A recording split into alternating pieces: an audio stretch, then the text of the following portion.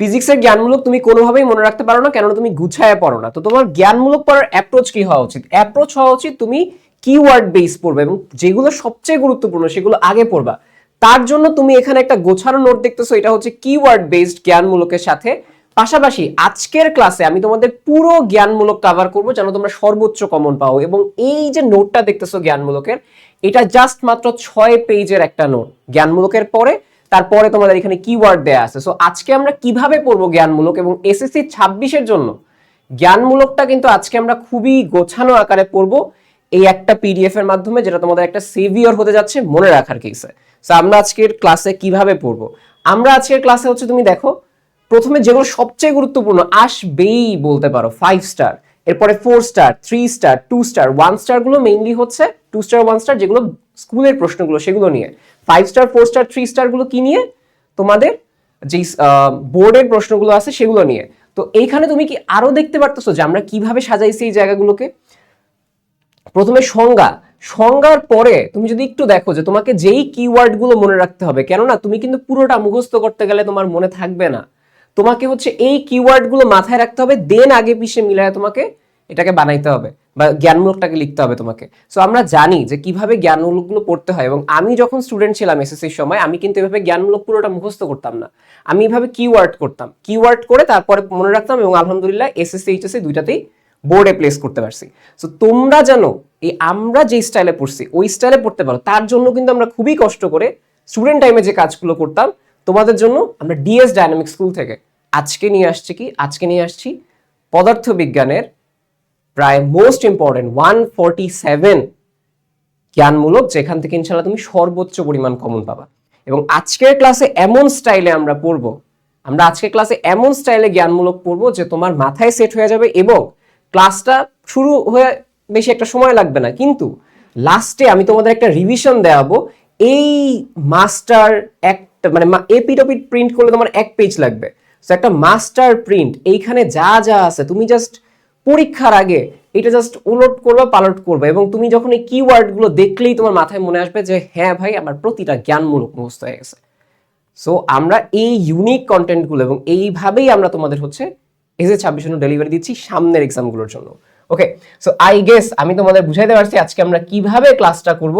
এবং এখন তোমাদের কাজ কি হবে? তোমাদের কাজ হবে ভাইয়ার সাথে একদমই মনোযোগ দিয়ে আজকে বেস্ট ভাবে আমরা জ্ঞানমূলকটা শেষ করব। খুবই কম সময়, জাস্ট আমার কথাগুলো শোনো, মাথা একদম সেট হয়ে যাবে ইনশাআল্লাহ। ওকে, সো আমরা স্টার্ট করতে পারি এখন মেইনলি এই জায়গা থেকে। 5 স্টার প্রশ্ন, মানে এটা বোর্ডে আসছে। দেখো স্কোয়ার পিচ হচ্ছে কোনটা? সহজ কথায় হচ্ছে তুমি একটা টুপি আছে, একবার ঘুরাইলে সেটা রৈখিক স্কেল বরাবর কতটুকু সামনে আগাবে, একবার ঘুরাইছে কতটুকু সামনে আগাবে। তাহলে দেখো কিওয়ার্ড লেখা আছে, একবার ঘুরাইলে রৈখিক স্কেল বরাবর কি লেখা? স্ক্রু গজের ত্রুটি, ঠিক আছে, এটা আমরা বলি স্কোয়ার পিচ কি। স্ক্রু গজের টুপি একবার সম্পূর্ণ ঘুরালে যতটুকু সরণ ঘটে এবং রৈখিক স্কেল বরাবর যে দৈর্ঘ্য অতিক্রম করে, তুমি এটা বলতে পারো একবার ঘুরালে রৈখিক স্কেল বরাবর যে অতিক্রম করে যতটুকু সরণ না লিখলেও হবে তাকে বলা হয় পিচ। তোমার এখানে মার্কস শেষ। তাহলে বুঝছো কতটুকু সরাইলা, কতটুকু সামনে গেল, এটা হচ্ছে কথা। ন্যূনাঙ্ক বা লঘিষ্ঠ গণন কাকে বলা হয়? ন্যূনাঙ্ক বা লঘিষ্ঠ গণন মানে হচ্ছে কি, যে মানে তুমি হচ্ছে যদি বৃত্তাকার স্কেলের অনেকগুলো ভাগ থাকে, যে বৃত্তাকার পুরো স্কেলটা থাকে অনেক ভাগ থাকে, তো তুমি যদি তাকে মাত্র একটা ভাগ ঘুরাও, ঠিক আছে, তাহলে এটা যতটুকু সরে তাকে বলা হয় কি, তাকে বলা হয় ন্যূনাঙ্ক বা হচ্ছে লঘিষ্ঠ গণন। তাহলে বুঝতে পারছো স্ক্রু গজের পিচে আমি বলতেছি একবার সম্পূর্ণ ঘুরাইছে তাতে যতটুকু সামনে আগাইছে, আর ন্যূনাঙ্ক হচ্ছে মাত্র এক ভাগ ঘুরাইছে সম্পূর্ণ না, তাহলে যতটুকু সামনে আগাবে সেটাকে বলা হবে হচ্ছে ন্যূনাঙ্ক। ন্যূন মানে কি? ন্যূনতম, এক পাইছে মাত্র এক ভাগ। ওকে, আর যখন বলা হয় পিচ কি অনেক লম্বা হয় না, মানে সম্পূর্ণ আছে, এখানে সম্পূর্ণ আছে, এই হচ্ছে কথা। ভার্নিয়ার ধ্রুবক কাকে বলে? ভার্নিয়ার ধ্রুবক আমরা কি বলি দেখো, প্রধান স্কেলের ক্ষুদ্রতম এক ভাগের চেয়ে ভার্নিয়ার স্কেলের এক ভাগ যতটুকু ছোট তাকে বলা হয় ভার্নিয়ার ধ্রুবক। কিওয়ার্ড মাথায় রাখো, প্রধান স্কেল, ভার্নিয়ার স্কেল এবং যতটুকু ছোট, মানে প্রধান স্কেলের সাথে ভার্নিয়ার স্কেলের ভাগগুলো যতটুকু ছোট তাকে বলা হয় ভার্নিয়ার ধ্রুবক। শেষ, এইভাবে পড়তে হবে, ঠিক আছে। আমি প্রথম দিকে তোমাদের অ্যাপ্রোচ পড়াই দিচ্ছি, তারপরে দেখবা কতটা ইজি হয় আমাদের। মৌলিক রাশি কাকে বলে? যেই সকল রাশি স্বাধীন বা নিরপেক্ষ। স্বাধীন বা নিরপেক্ষ মানে কি? কেউ অন্যের উপর নির্ভর করছে না, তাকে বলা হয় মৌলিক রাশি। তাহলে স্বাধীন বা নিরপেক্ষ, অন্যের উপর নির্ভর করছেন, তাকে বলা হয় মৌলিক রাশি। যেমন সময়, তাই না, ভর, এগুলো অন্যের উপর নির্ভর করছে না। কিন্তু মৌলিক রাশি না কোনটা? যেমন কম্পাঙ্ক 1/t দিয়ে করতে হয়, সময়ের সাথে নির্ভরশীল। মাত্রা কাকে বলে? মাত্রা হচ্ছে, আবার কি ওয়ার্ডে দেখি, যে মৌলিক রাশিগুলোর সূচককে। তাহলে কোন ভৌত রাশিতে উপস্থিত ভৌত রাশিতে উপস্থিত মৌলিক রাশিগুলোর সূচককে বলা হয় মাত্রা। তাহলে মৌলিক রাশি কি হতে পারে চিন্তা করো, মৌলিক মানে ধরো বল, তাহলে বলের মাত্রা আছে, তাহলে বলকে আমরা এইভাবে লিখি এম এল, তাহলে KG metre per second square, M L T inverse 2, তাহলে এগুলো আমরা হচ্ছে লিখলাম, ঠিক আছে। তাহলে এটা লিখলে কি, এগুলো সূচক, সূচকে লেখা আছে, এক পাওয়ারে দেয়া আছে, তাহলে মৌলিক রাশির সূচক, মৌলিক রাশিগুলোর সূচক ভৌত রাশি, ঠিক আছে। তো বলা হচ্ছে কোনটা ভৌত রাশি। মৌলিক মানে কি ভাইয়া, ভর একটা মৌলিক রাশি, মনে আছে এই মাত্র পড়লাম, দৈর্ঘ্য একটা মৌলিক রাশি, সময় একটা মৌলিক রাশি, তাহলে মৌলিক রাশি সূচক, সেই হচ্ছে আমাদের কাছে কথা। এবার আমরা চলে আসি 3 স্টার কোয়েশ্চেন, এবং এর মাঝখানে তোমাদের অধ্যায় একের প্রশ্নগুলো মোটামুটি কভার হয়ে যাবে। রাশি কাকে বলে? রাশি হচ্ছে যে ভৌত জগতে যা কিছু পরিমাপ করা যায়, মানে এই যা কিছু পরিমাপ করবে তাকেই বলা হবে রাশি, শেষ। পরিমাপ কাকে বলে? কোনো কিছুর পরিমাণ নির্ণয়কে, দেখো পরিমাপ মানে কোনো কিছুর পরিমাণ নির্ণয়কে, তাকে বলা হয় পরিমাপ, শেষ। 2 স্টার কোয়েশ্চেনে চলে আসে, পরিমাপের একক কি? যে পরিমাপের জন্য আন্তর্জাতিকভাবে স্বীকৃত সময়ের সাথে অপরিবর্তনীয় যে পরিমাণ স্ট্যান্ডার্ড ধরা হয় তাকে বলা হয় পরিমাপের একক। মানে কি, আমাকে ফার্স্টে পরিমাপ করতে হবে, তাই না? পরিমাপের একক মানে কি, একটা পরিমাপ করতে হয়, পরিমাপ করার জন্য আন্তর্জাতিকভাবে আমি স্বীকৃত একটা পদ্ধতি নিব যেটাকে আমি স্ট্যান্ডার্ড ধরতেছি। আন্তর্জাতিক মানে কোনো কিছু স্ট্যান্ডার্ড, তাহলে পরিমাপের জন্য আন্তর্জাতিকভাবে স্বীকৃত যেটা পরিবর্তন হচ্ছে না, মানে কি স্ট্যান্ডার্ড, স্ট্যান্ডার্ড মানে কি স্ট্যান্ডার্ড সেট করে আছে, সে চেঞ্জ হচ্ছে না, তাই না? তাহলে সে স্ট্যান্ডার্ড ধরা হয় পরিমাপের জন্য আন্তর্জাতিক স্বীকৃত, তাকে বলা হবে পরিমাপের একক। মৌলিক একক কি ভাই? মৌলিক একক হচ্ছে সহজ কথা, একক মানে পরিমাপ করতেছি আমি কিছু দিয়ে, তাই না? এখানে আমি যদি বলি পরিমাপের একক মানে কি, কোনো কিছু পরিমাপ করতেছি যে আমি, তাহলে মৌলিক একক দিয়েও পরিমাপ করবো, তাহলে মৌলিক একক দিয়ে কি পরিমাপ করবো? মৌলিক রাশির পরিমাপ, শেষ। মৌলিক একক হচ্ছে যেই আমরা বলি যে মৌলিক রাশির পরিমাপের জন্য যে একক ব্যবহার করি আমরা, মৌলিক রাশির পরিমাপের জন্য যে এককটা ব্যবহার করি তাকে বলা হয় মৌলিক একক, শেষ। এবার আসা হচ্ছে লব্ধ রাশি। লব্ধ রাশি যে কিছুক্ষণ আগে তোমাকে বলছিলাম, মৌলিক রাশি মানে যে অন্যের উপর নির্ভর করে না, লব্ধ মানে হচ্ছে যে নির্ভর করে, লব্ধ হয়েছে মানে কারো কাছ থেকে আসছে। কার কাছ থেকে আসছে? সে আসছে হচ্ছে মৌলিক রাশি থেকে, তাহলে লব্ধ রাশি হচ্ছে নির্ভরশীল, সে স্বাধীন না। তাহলে লব্ধ রাশি হচ্ছে যে সকল রাশি মৌলিক রাশির উপর নির্ভর করে, বা মৌলিক রাশি থেকে লব্ধি হয়েছে, বা মৌলিক রাশি থেকে পাইছি আমরা। লব্ধ মানে কি, পাওয়া, তাহলে মৌলিক রাশি থেকে লাভ করা যায় যে রাশি তাকে বলা হয় লব্ধ রাশি। তুমি যদি এতটুকুও লেখো যে সকল রাশি মৌলিক রাশির উপর নির্ভর করে তাকে লব্ধ রাশি বলা হয়, তাও হবে। তুমি এটাও লিখতে পারো যে যেটা মৌলিক রাশি থেকে লব্ধ হয়েছে, লাভ করা গেছে, তাকে বলা হয় লব্ধ রাশি।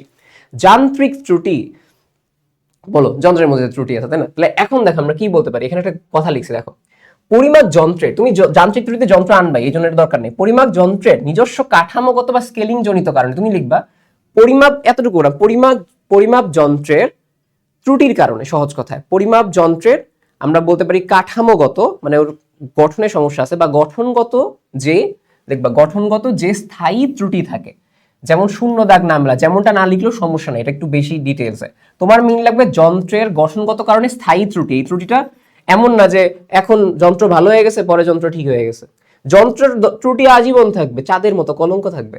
তো স্থায়ী ত্রুটি তাকে বলা হয় কি, তাকে বলা হয় হচ্ছে যান্ত্রিক ত্রুটি, ঠিক আছে। 1 সেকেন্ডের আন্তর্জাতিক সংজ্ঞা, তোমাকে এইটা মাথায় রাখতে হবে, ঠিক আছে।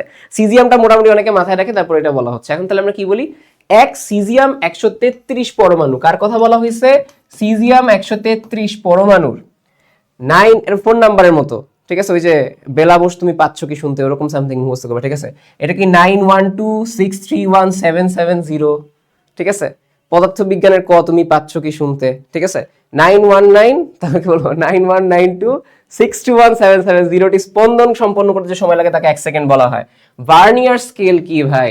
ভার্নিয়ার স্কেল কি, চলে আসো, এটা হচ্ছে কি আমাদের 1 স্টারের মধ্যে, মূল স্কেলের ক্ষুদ্রতম ভাগের ভগ্নাংশের নির্ভুল পরিমাপের জন্য মূল স্কেলের পাশে যে ছোট স্কেলটা ব্যবহার করা হয় তাকে বলা হয় ভার্নিয়ার স্কেল। তার মানে কি, মূল স্কেল আছে, মেইন স্কেল, তার অনেক ছোট ছোট ভাগ আছে, তো সেইটার হচ্ছে কি ভগ্নাংশ মানে আরো ছোট ভাগ পারফেক্টলি পরিমাপের জন্য, নির্ভুলভাবে পরিমাপের জন্য, এই যে এটা একটা মেইন স্কেল, সেটা ক্ষুদ্র ক্ষুদ্র ভাগকে পারফেক্টলি পরিমাপ করার জন্য এই মূল স্কেলের সাথে ছোট্ট একটা স্কেল যুক্ত করি, এই ছোট্ট স্কেলটাকে বলা হয় ভার্নিয়ার স্কেল। মাথায় সেট হয়ে গেছে না? এইটাই পারফেক্টলি পরিমাপ করব ছোট অংশের মূল স্কেলের সাথে ছোট্ট একটা স্কেল যুক্ত করছি, তাকে বলা হয় ভার্নিয়ার স্কেল, শেষ। আপেক্ষিক ত্রুটি কি? পরিমাপের চূড়ান্ত ত্রুটি ও পরিমাপ করা মানের অনুপাতকে, তাহলে উপরে থাকবে চূড়ান্ত ত্রুটি, নিচে হচ্ছে পরিমাপ করা মান, তাহলে এই যে চ প এটা হচ্ছে চুপ, চূড়ান্ত ত্রুটি এবং হচ্ছে পরিমাপ করা মানের যে অনুপাত থাকে তাকে বলা হয় আপেক্ষিক ত্রুটি। ভার্নিয়ার সমপাতন কাকে বলে? সমপাতন মানে কি মিলে যাওয়া, সমপাতন মানে কি একজন একজনের সাথে মিলে যাওয়া। ভার্নিয়ার স্কেলের যে দাগ, যে দাগ প্রধান স্কেলের দাগের সাথে মিলে যায়, ধরো এটা হচ্ছে প্রধান স্কেলের একটা দাগ, আবার ভার্নিয়ার স্কেলেরও এই একটা দাগ মিলে গেছে, এই যে দুইটা দাগ মিলে গেল, এটাকে বলা হবে সমপাতন। ওকে, পদার্থবিজ্ঞান কাকে বলে? ভাই পদার্থবিজ্ঞান হচ্ছে জীবনের এমন একটা বই যেটা খালি সারাক্ষণ প্যারা দেয় নিজেকে, এবং যার কারণে জীবনে শান্তি করা যায় না, খালি কষ্ট লাগে, পরীক্ষায় নাম্বার কম আসে, তাকেই বলা হয় পদার্থবিজ্ঞান, তাই না? এটা এখন লিখলে তো হবে না। বিজ্ঞানের সবচেয়ে মৌলিক ও প্রাচীনতম শাখা যে পদার্থ ও শক্তি নিয়ে আলোচনা করা হয়, তাহলে যে শাখায় বিজ্ঞানের প্রাচীনতম লেখা লাগবে না, যে শাখায় পদার্থ শক্তি নিয়ে, দেখো কিওয়ার্ড লিখলে বানায় বানায় লিখতে পারবা, কিওয়ার্ডটা স্যাররা দেখে যে তুমি লিখছো কিনা এটা, ঠিক আছে? যেরকম এইখানে তুমি এসে দেখবা যে তোমার এটা হচ্ছে প্রধান স্কেল লেখা আছে কিনা, এখানে তোমার হচ্ছে ভগ্নাংশ নির্মূল ছোট স্কেলটা লেখা আছে কিনা, ঠিক আছে? এবার আসো হচ্ছে অধ্যায় 2 গতি। গতির ক্ষেত্রে কি বলছি আমরা, চলে আসো গতিতে আমরা চলে আসতে পারি, তাই না? এখন আমরা কি, তোমরা আমাকে বলো এতক্ষণ পর্যন্ত যতটুকু পড়াইছি আমি তোমাদের মাথায় সেট হয়েছে কিনা? মাথায় সেট হইলে আমাকে বলবা যে হ্যাঁ ভাই আমরা হচ্ছে খুব ভালোভাবে এইটা হচ্ছে মাথায় সেট করে নিতে পারছি। এবার চলে আসবো গতিতে। চলে আসো গতি। ত্বরণ মানে হচ্ছে কি? ত্বরণ মানে হচ্ছে আমরা বলতে পারি তুমি বেগের পরিবর্তনের হারও বলতে পারো, অসম বেগের পরিবর্তনের হারও বলতে পারো, ঠিক আছে? তাহলে সময়ের সাথে অসম বেগের পরিবর্তনের হার, যে বেগ পরিবর্তন হচ্ছে তার হার, অলওয়েজ মাথায় রাখবা হার মানে সময় দিয়ে ভাগ দেওয়া। তুমি কি জানো? এ সমান সমান V minus you by T. আমি যদি ধরি, দেখো বেগের পরিবর্তন মানে বেগের চেঞ্জ, ভাগ সময় মানে কি? ভাগ সময় মানে হার, বেগের পরিবর্তন হার ত্বরণ, বেগের পরিবর্তন হার ত্বরণ, শেষ। এগুলো আসলে খুব সহজ। সমত্বরণ বা সুষমত্বরণ মানে কি? সম মানেই বুঝবা সবসময় একই থাকে, সবসময় সমান থাকে। সুষম মানে কি? সবসময় একা থাকে। তাহলে কোনো বস্তুর বেগ যদি নির্দিষ্ট দিকে, নির্দিষ্ট দিক কেন বলছে? কারণ ত্বরণের যদি দিক চেঞ্জ হয় তাও কিন্তু সমত্বরণ থাকবে না, ত্বরণের কি মান ও দিক দুইটাই আছে। তাহলে ত্বরণ সবসময় একই দিকে একই মানে থাকবে, তাকে বলা হয় যে, বলা হচ্ছে যে নির্দিষ্ট দিকে সবসময় একই হারে বাড়তে থাকে, একই হারে বাড়তে থাকে। মানে অলওয়েজ ধরো 5, ঠিক আছে? অলওয়েজ ধরো 5 মিটার পার সেকেন্ড বাড়তেছে, পরের বার 5 মিটার পার সেকেন্ড বাড়বে। তো তুমি ত্বরণে কি লিখতে পারো? কোনো বস্তুর বেগ যদি একই হারে বাড়ে সেটা, এটা লিখতে পারো। কিংবা বলতে পারো যে বস্তুর ত্বরণের মান ও দিক সর্বদা সমান থাকে তাকে সুষম ত্বরণ বলা হয়। বেগের ক্ষেত্রে কি? বেগ বৃদ্ধির হার, চিন্তা করো এখানে কি বলছে? সবসময় একই হারে বাড়ে। আচ্ছা, হার মানে কি? বলছে বেগ একই হারে বাড়ে, বেগ বৃদ্ধির হারকে কি বলে? ত্বরণ। তাহলে যে ত্বরণ একই হারে বলতেছে যা আছে আর কি। সো এটা তুমি বেগ দিয়েও লিখতে পারো, ত্বরণ দিয়েও লিখতে পারো, একটা লিখলেই হবে, সমস্যা নেই, ঠিক আছে? এটা তোমাদের বেশিরভাগ জায়গায় এটা আনসার দাও, এই জন্য দিচ্ছি। বাট তুমি চাইলে এটাও লিখতে পারো, সুষম মানে সমান। সুষমার তো একটা জিনিস অ্যাড করবা, যার মান ও দিক সবসময় সমান থাকে। সুষম ত্বরণ কি? যেই ত্বরণের মান ও দিক সবসময় সমান থাকে, সুষম ত্বরণ। একদম সহজ সহজ সংজ্ঞা, কোনো সমস্যা নেই। এবার বেগ দিয়ে লিখলে এভাবে লিখবা। মন্দন বা ঋণাত্মক ত্বরণ কাকে বলে? তাহলে আমি কি বলবো? মন্দন মানে বেগ হ্রাসের হার, ঠিক আছে? তাহলে সময়ের সাথে বেগ হ্রাসের যে হার তাকে ঋণাত্মক ত্বরণ বা মন্দন বলা হয়। পর্যায়বৃত্ত গতি কাকে বলে? পর্যায়বৃত্ত গতি মানে কি? যে একটা বল আছে মনে করো, এইটা একটা নির্দিষ্ট জায়গাকে, এই যে এরকম আসলো, আবার আসলো, আবার আসলো, আবার আসলো, তার মানে কি? একটা নির্দিষ্ট বিন্দু, এই যে এই একটা বিন্দু, ঠিক আছে? এটা মনে করো এ বিন্দু, এই বিন্দুটাকে ধরো 2 সেকেন্ড পর পরই এখানে আসতেছে, 2 সেকেন্ড পর পরে আসছে, তাহলে একটা 2 সেকেন্ড পরে বা একটা নির্দিষ্ট সময় পরে একই দিক থেকে অতিক্রম করতেছে, তাই না? এই দেখো একই দিক থেকে অতিক্রম করতেছে। তাহলে এই জিনিসটা হচ্ছে বলা হচ্ছে যে কোনো গতিশীল বস্তু নির্দিষ্ট সময় পর, ধরো 2 সেকেন্ড পর একটা নির্দিষ্ট বিন্দু দিয়ে, এই বিন্দু দিয়ে একই দিক থেকে, জাস্ট চিত্রটা মাথায় রাখো, একটা বিন্দু 2 সেকেন্ড পর বা নির্দিষ্ট সময় পরে একই দিক থেকে একইভাবে অতিক্রম করতেছে, একই দিক থেকে একইভাবে অতিক্রম করে, তাকে বস্তুকে পর্যাবৃত্ত গতি বলা হয়, শেষ। স্পন্দন গতি কাকে বলা হয়? স্পন্দন গতির ক্ষেত্রে মাথায় রাখবা যে হার্ট, স্পন্দন গতির ক্ষেত্রে মাথায় রাখবা হার্ট, মাথায় রাখবা জিনিসটা কিরকম। একটা স্পন্দন গতি, একটা পর্যায়বৃত্ত গতি, মাথায় রাখবা স্পন্দন গতি, পর্যায়বৃত্ত গতি। তাহলে চিন্তা করো, হার্ট হচ্ছে প্রথমে চাপ খাইলো, এরপর আবার প্রসারিত হয়েছে, তার মানে কি? তার যে স্পন্দন, স্পন্দন মানে কি? হার্ট স্পন্দন হচ্ছে। তাহলে একটা পর্যায়বৃত্ত গতি যার ধরো 1 সেকেন্ড সংকুচিত একদিকে, 1 সেকেন্ড ভেতরের দিকে, আরেক সেকেন্ড বাহিরের দিকে, তাহলে পুরো পর্যায়কাল যদি 2 সেকেন্ড হয়, মানে পুরোটাই যে ধরো এই একটা স্পন্দন এটা নিয়ে 2 সেকেন্ড হয়েছে, তাহলে 1 সেকেন্ড ভেতরের দিকে, আরেক সেকেন্ড বাহিরের দিকে, তার মানে কি? তার পর্যায়কাল বা 2 সেকেন্ডের অর্ধেক সময়, অর্ধেক সময় কি 1 সেকেন্ড ভেতরের দিকে, আর বাকি অর্ধেক সময় মানে বাকি 1 সেকেন্ড বাইরের দিকে। তাহলে কি বুঝতে পারতেছো যে পর্যায়কালের অর্ধেক সময় একদিকে, বাকি অর্ধেক সময় বিপরীত দিকে, পর্যায়কালের অর্ধেক সময় একদিকে, বাকি অর্ধেক সময় বিপরীত দিকে। তাহলে এই ব্যাপারটা বলা হয়েছে যে পর্যায়কালের অর্ধেক সময় একটা নির্দিষ্ট দিকে, বাকি অর্ধেক সময় একই পথে বিপরীত দিকে, এই যে ভিতরের দিকে বাহিরের দিকে, ভিতরের দিকে একই দিকে মানে একটা নির্দিষ্ট দিকে, বাকি অর্ধেক সময় বাকি 1 সেকেন্ড বাইরের দিকে। তাহলে এটা হচ্ছে স্পন্দন গতি, শেষ। তাহলে এই হচ্ছে ওভারঅল কথা। তাৎক্ষণিক ত্রুটি কাকে বলে? তাৎক্ষণিক মানে অলওয়েজ বুঝবা যে কোনো মুহূর্তে এই ওয়ার্ডটা আসবে, ঠিক আছে? যে কোনো মুহূর্তে তোমাকে বলবে, এবং সবচেয়ে কিওয়ার্ড আসবে অতি অল্প সময় ব্যবধানে, অতি অল্প সময় ব্যবধানকেই তাৎক্ষণিক বলবে। তারপরে দ্রুতির সংজ্ঞা লাগাবা। দ্রুতি মানে কি? দ্রুতির সংজ্ঞা আমাকে বলা, আসো দ্রুতি তোমাকে পড়ায়নি। সময়ের সাথে কোনো বস্তুর দূরত্বের পরিবর্তনের হার, কারণ আমরা কি জানি দ্রুতি মানে হচ্ছে দূরত্ব বাই সময়, তাহলে দূরত্ব আর টি মানে কি হার, দূরত্বের পরিবর্তনের হার, ঠিক আছে, বা দূরত্বের পরিবর্তন তুমি ধরে নিবা আর কি, যে কি কি চেঞ্জ হচ্ছে, কারণ আমরা তো স্মরণ বলতে এটাই বুঝাইছি না কতটুকু দূরত্ব চেঞ্জ হয়েছে, তাহলে দূরত্বের পরিবর্তনের হারকে বলা হয় দ্রুতি। তাহলে তাৎক্ষণিকে একটা জাস্ট এক্সট্রা লেজ লাগাবা অতি অল্প সময় ব্যবধানে, বা যে কোনো মুহূর্তে কোনো বস্তুর অতি অল্প সময় ব্যবধানে, এরপরে দ্রুতির সংজ্ঞা লাগাও। অতিক্রান্ত দূরত্বকে সময় দিয়ে ভাগ দিলে যে দ্রুতি পাওয়া যায়, বা যে কোনো মুহূর্তে কোনো বস্তুর অতি অল্প সময় ব্যবধানে দূরত্বের পরিবর্তনের হারকে তাৎক্ষণিক দ্রুতি বলে। শেষ, বুঝছো? তুমি এতটুকু লেখার পরে দ্রুতির সংজ্ঞা লাগাই দাও, তাইলেই হয়ে যাবে। তাৎক্ষণিকের জন্য কি লাগাচ্ছ, যে কোনো মুহূর্তে কোনো বস্তুর অতিক্রান্ত অল্প সময় ব্যবধানে দূরত্বের পরিবর্তনের হারকে তাৎক্ষণিক দ্রুতি বলে। শেষ। এবার হচ্ছে গড় দ্রুতি কাকে বলে? বস্তু সুষম দ্রুতিতে চলতেছে না, ঠিক আছে, এইটার চাইতে মেইনলি লাগবে যে কোন একটা বস্তুর মোট অতিক্রান্ত দূরত্বকে মোট সময় দিয়ে ভাগ দিলে যে মান পাওয়া যায়, মোট অতিক্রান্ত দূরত্ব, এইখানে তুমি ভুলটা করবা, অতিক্রান্ত দূরত্ব বাই সময়। সুষম দ্রুতিতে গতিতে চলতেছে না, মোট অতিক্রান্ত সময়কে মোট, চিন্তা করো গড় আমরা কখন করি, এটা মানে ঠিক টেকনিকটা মনে রাখো, গড় করি মোট যোগফল বাই সংখ্যা, তাহলে গড় দ্রুতিতেও কি থাকবে, মোট উপরে কি থাকবে, মোট দূরত্ব বাই হচ্ছে সময়, উপরে মোট দূরত্ব বাই হচ্ছে কি সময়, তাহলে গড় দিয়ে বুঝবা মোট, দ্রুতি দিয়ে বুঝবা দূরত্ব, মোট দূরত্ব বাই সময়। শেষ। বেগ কাকে বলে? সময়ের সাথে কোনো বস্তু স্মরণের হারকে। আর দ্রুতি মানে কি? দ্রুতি মানে দূরত্বের পরিবর্তনের হারকে, এটাও কি তুমি স্মরণের হার বললেই হয়ে যাবে, ঠিক আছে, স্মরণের হার, স্মরণের পরিবর্তনের হার একটা লিখলেই হবে। সুষম বেগ মানে কি? কোন একটা সুষম মানে কি? কোন একটা বস্তুর বেগ কি বলে, সময়ের সাথে নির্দিষ্ট দিকে এবং নির্দিষ্ট মান হলে, মানে কি তার দিক ও মান ও দিক চেঞ্জ না হলে তাকে সুষম বেগ বলা হয়। দেখো তো এই যে দেখো, যদি গতিশীল বস্তুর বেগের মান ও দিক অপরিবর্তিত থাকে তাকে সুষম বেগ বলা হয়। সুষম ত্বরণ মানে যার মান ও দিক, যে ত্বরণের মান ও দিক অপরিবর্তিত তাকে বলা হয় সুষম ত্বরণ। সরণ কাকে বলে? কোন নির্দিষ্ট দিকে পারিপার্শ্বিকের সাপেক্ষে বস্তুর অবস্থানের যে পরিবর্তন। সরণে অলওয়েজ মাথায় রাখবা, সরণ হচ্ছে কি অবস্থানকে ইন্ডিকেট করে, দূরত্ব না। সরণ হচ্ছে কি অবস্থানের পরিবর্তন, তাহলে অবস্থান উপরে এই জিনিসটা বলা হয় যে অবস্থানের পরিবর্তনকে বলা হয় হচ্ছে সরণ, ঠিক আছে, নির্দিষ্ট দিকে। স্থিতি কাকে বলা হয়? যে পারিপার্শ্বিকের সাথে যখন তার অবস্থানের পরিবর্তন ঘটে না, সহজ কথা, সময়ের পরিবর্তনের সাথে, অর্থাৎ সময় চলতেছে পারিপার্শ্বিকের সাপেক্ষে, ধরো আমি তোমাকে দেখতেছি তুমি বসে আছো, মানে আমি পারিপার্শ্বিক, মানে আমি যার সাপেক্ষে মাপবো আমি হলাম পারিপার্শ্বিক, তাহলে আমার সাপেক্ষে তোমাকে দেখতেছি তুমি হচ্ছে বৈশা আছো, তোমার অবস্থানের পরিবর্তন ঘটতেছে না, তাহলে সময়ের পরিবর্তনের পারিপার্শ্বিকের সাপেক্ষে যখন কোনো বস্তুর অবস্থানের পরিবর্তন ঘটে না তখন তাকে বলা হয় স্থিতি। গতি কাকে বলা হয়? সময় পরিবর্তনের সাথে পরিপার্শ্বের সাপেক্ষে যখন কোনো বস্তুর অবস্থানের পরিবর্তন ঘটে, এটা ঘটে না, এটা ঘটে। চলন গতি কি? যে কোনো একটা বস্তু এমন ভাবে চলতেছে যে সময় সকল কণা একই সময় একই দিকে চলতেছে। দেখো, সকল কণা একই সময় একই দিকে, কিওয়ার্ড। তাহলে যে বস্তুর সকল কণা একই সময় একই দিকে চলতে তাকে বলা হয় চলন গতি। ঘূর্ণন গতি কি ভাইয়া? কোন একটা বস্তু নির্দিষ্ট বিন্দুর সমদূরত্ব থেকে ঘুরতেছে। চিন্তা করো ঘূর্ণন দূরত্ব কি ভাইয়া?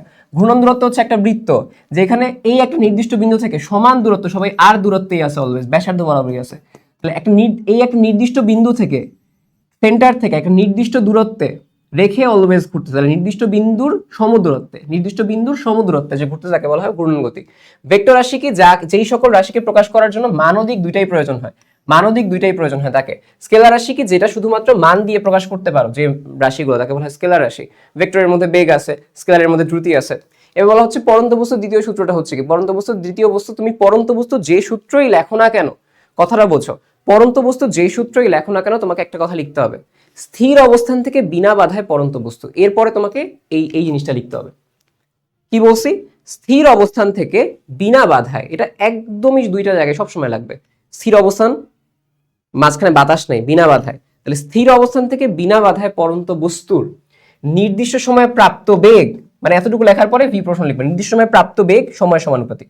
কিভাবে এটা দ্বিতীয় সূত্র বুঝবা? দেখো, ভি এর উপরে পাওয়ার 1, টি এর উপরে পাওয়ার 1, এক আর এক মিলা হলো 2, তাই না?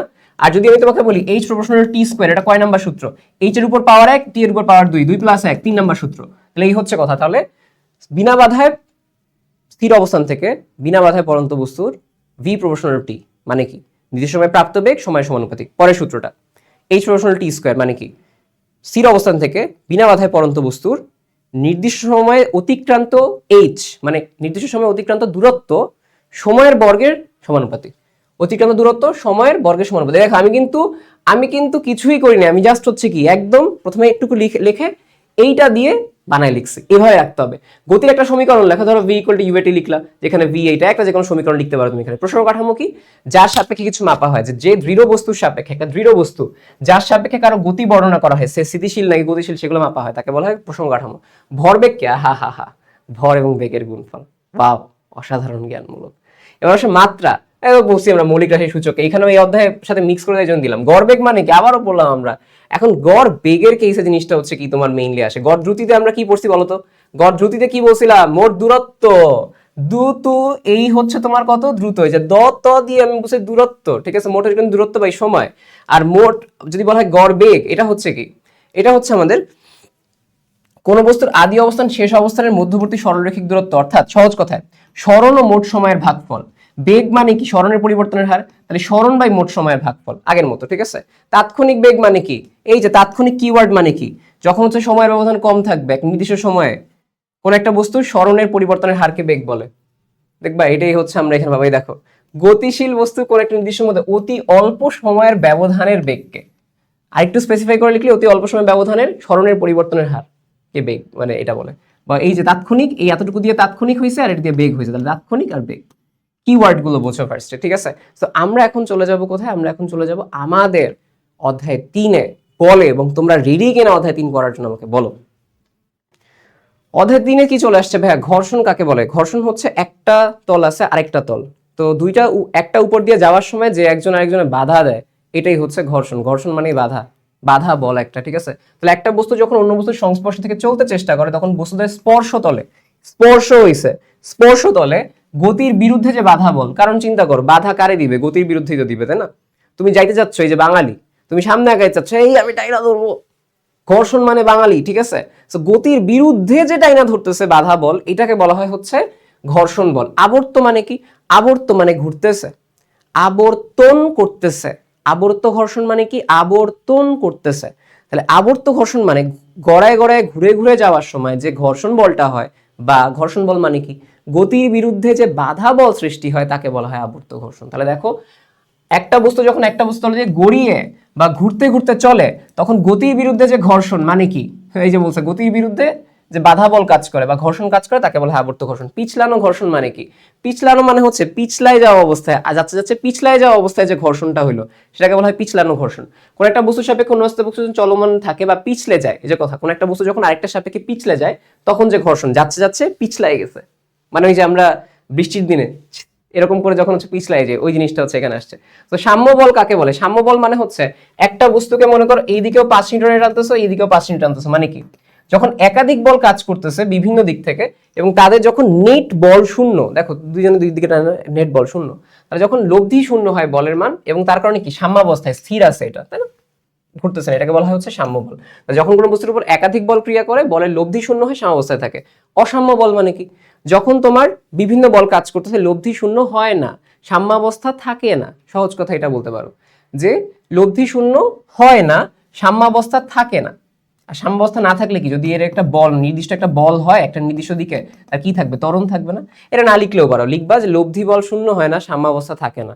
সাম্যাবস্থা থাকে না মানে কি, একটা নির্দিষ্ট দিকে ত্বরণ আছে, তাহলে এই যে ত্বরণ লাভ করে তাকে অসাম্য বল বলা হয়। ফোর স্টার কি ভাইয়া, জড়তা। জড়তা মানে কি, তুমি যে পড়ালেখা করতে চাও না, পড়ালেখা না করতে চাওয়ার ধর্মই হচ্ছে জড়তা, মানে যে অবস্থায় থাকতে চাও ওই অবস্থায় হচ্ছে জড়তা। তাহলে বল প্রয়োগ না করলে জড়তা হচ্ছে কি, স্থির অবস্থায় যে থাকতে চায় সে স্থির অবস্থায় থাকতে চায়, ঘুমাইতে যে চায় সে ঘুমাইতেই চায়, এটাকে বলা হয় জড়তা। তাহলে বল প্রয়োগ না করা পর্যন্ত নিজস্ব অবস্থা বজায় রাখতে চায়, ঠিক আছে।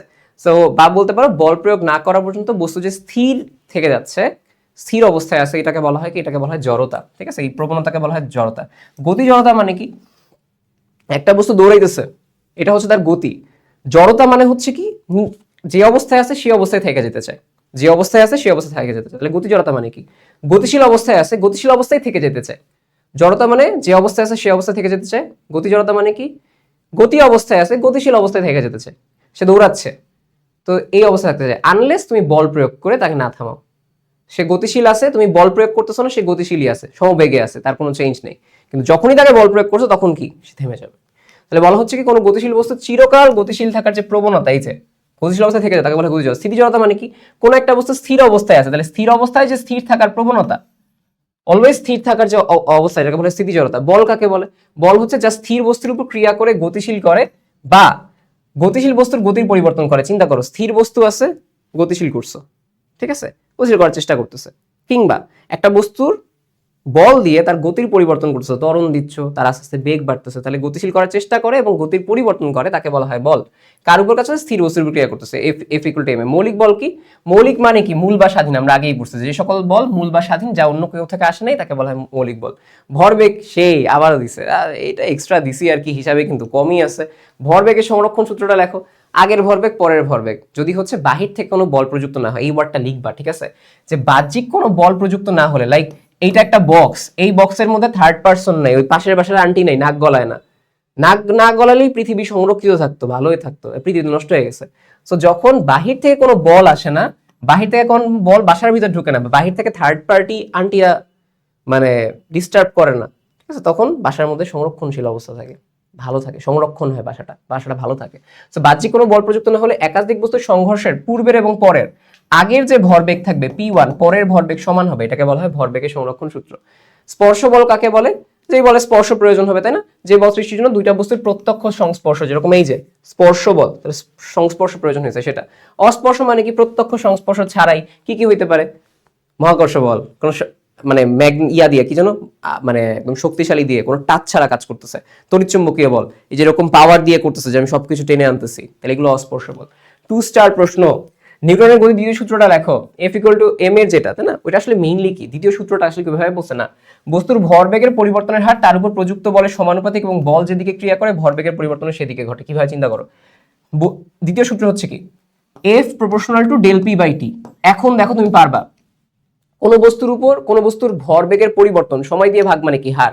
ভরবেগের পরিবর্তনের হার তার উপর প্রযুক্ত বলের সমানুপাতিক, এবং চিন্তা করো দুইটাই কি ভেক্টর রাশি না, ভরবেগ আর ইয়া, তাহলে ভরবেগ বলের পরিবর্তন, বল যেদিকে ক্রিয়া করতেছে ভরবেগের পরিবর্তন সেই দিকে, তাহলে বস্তুর ভরবেগের পরিবর্তনের হার প্রযুক্ত বলের সমানুপাতিক এবং বল যেদিকে ক্রিয়া করে ভরবেগও হচ্ছে একই দিকে ক্রিয়া করে। নিউটনের গতি তৃতীয় সূত্রটা লেখো, এটা তো বাংলা লিঙ্কের অ্যাডও আছে।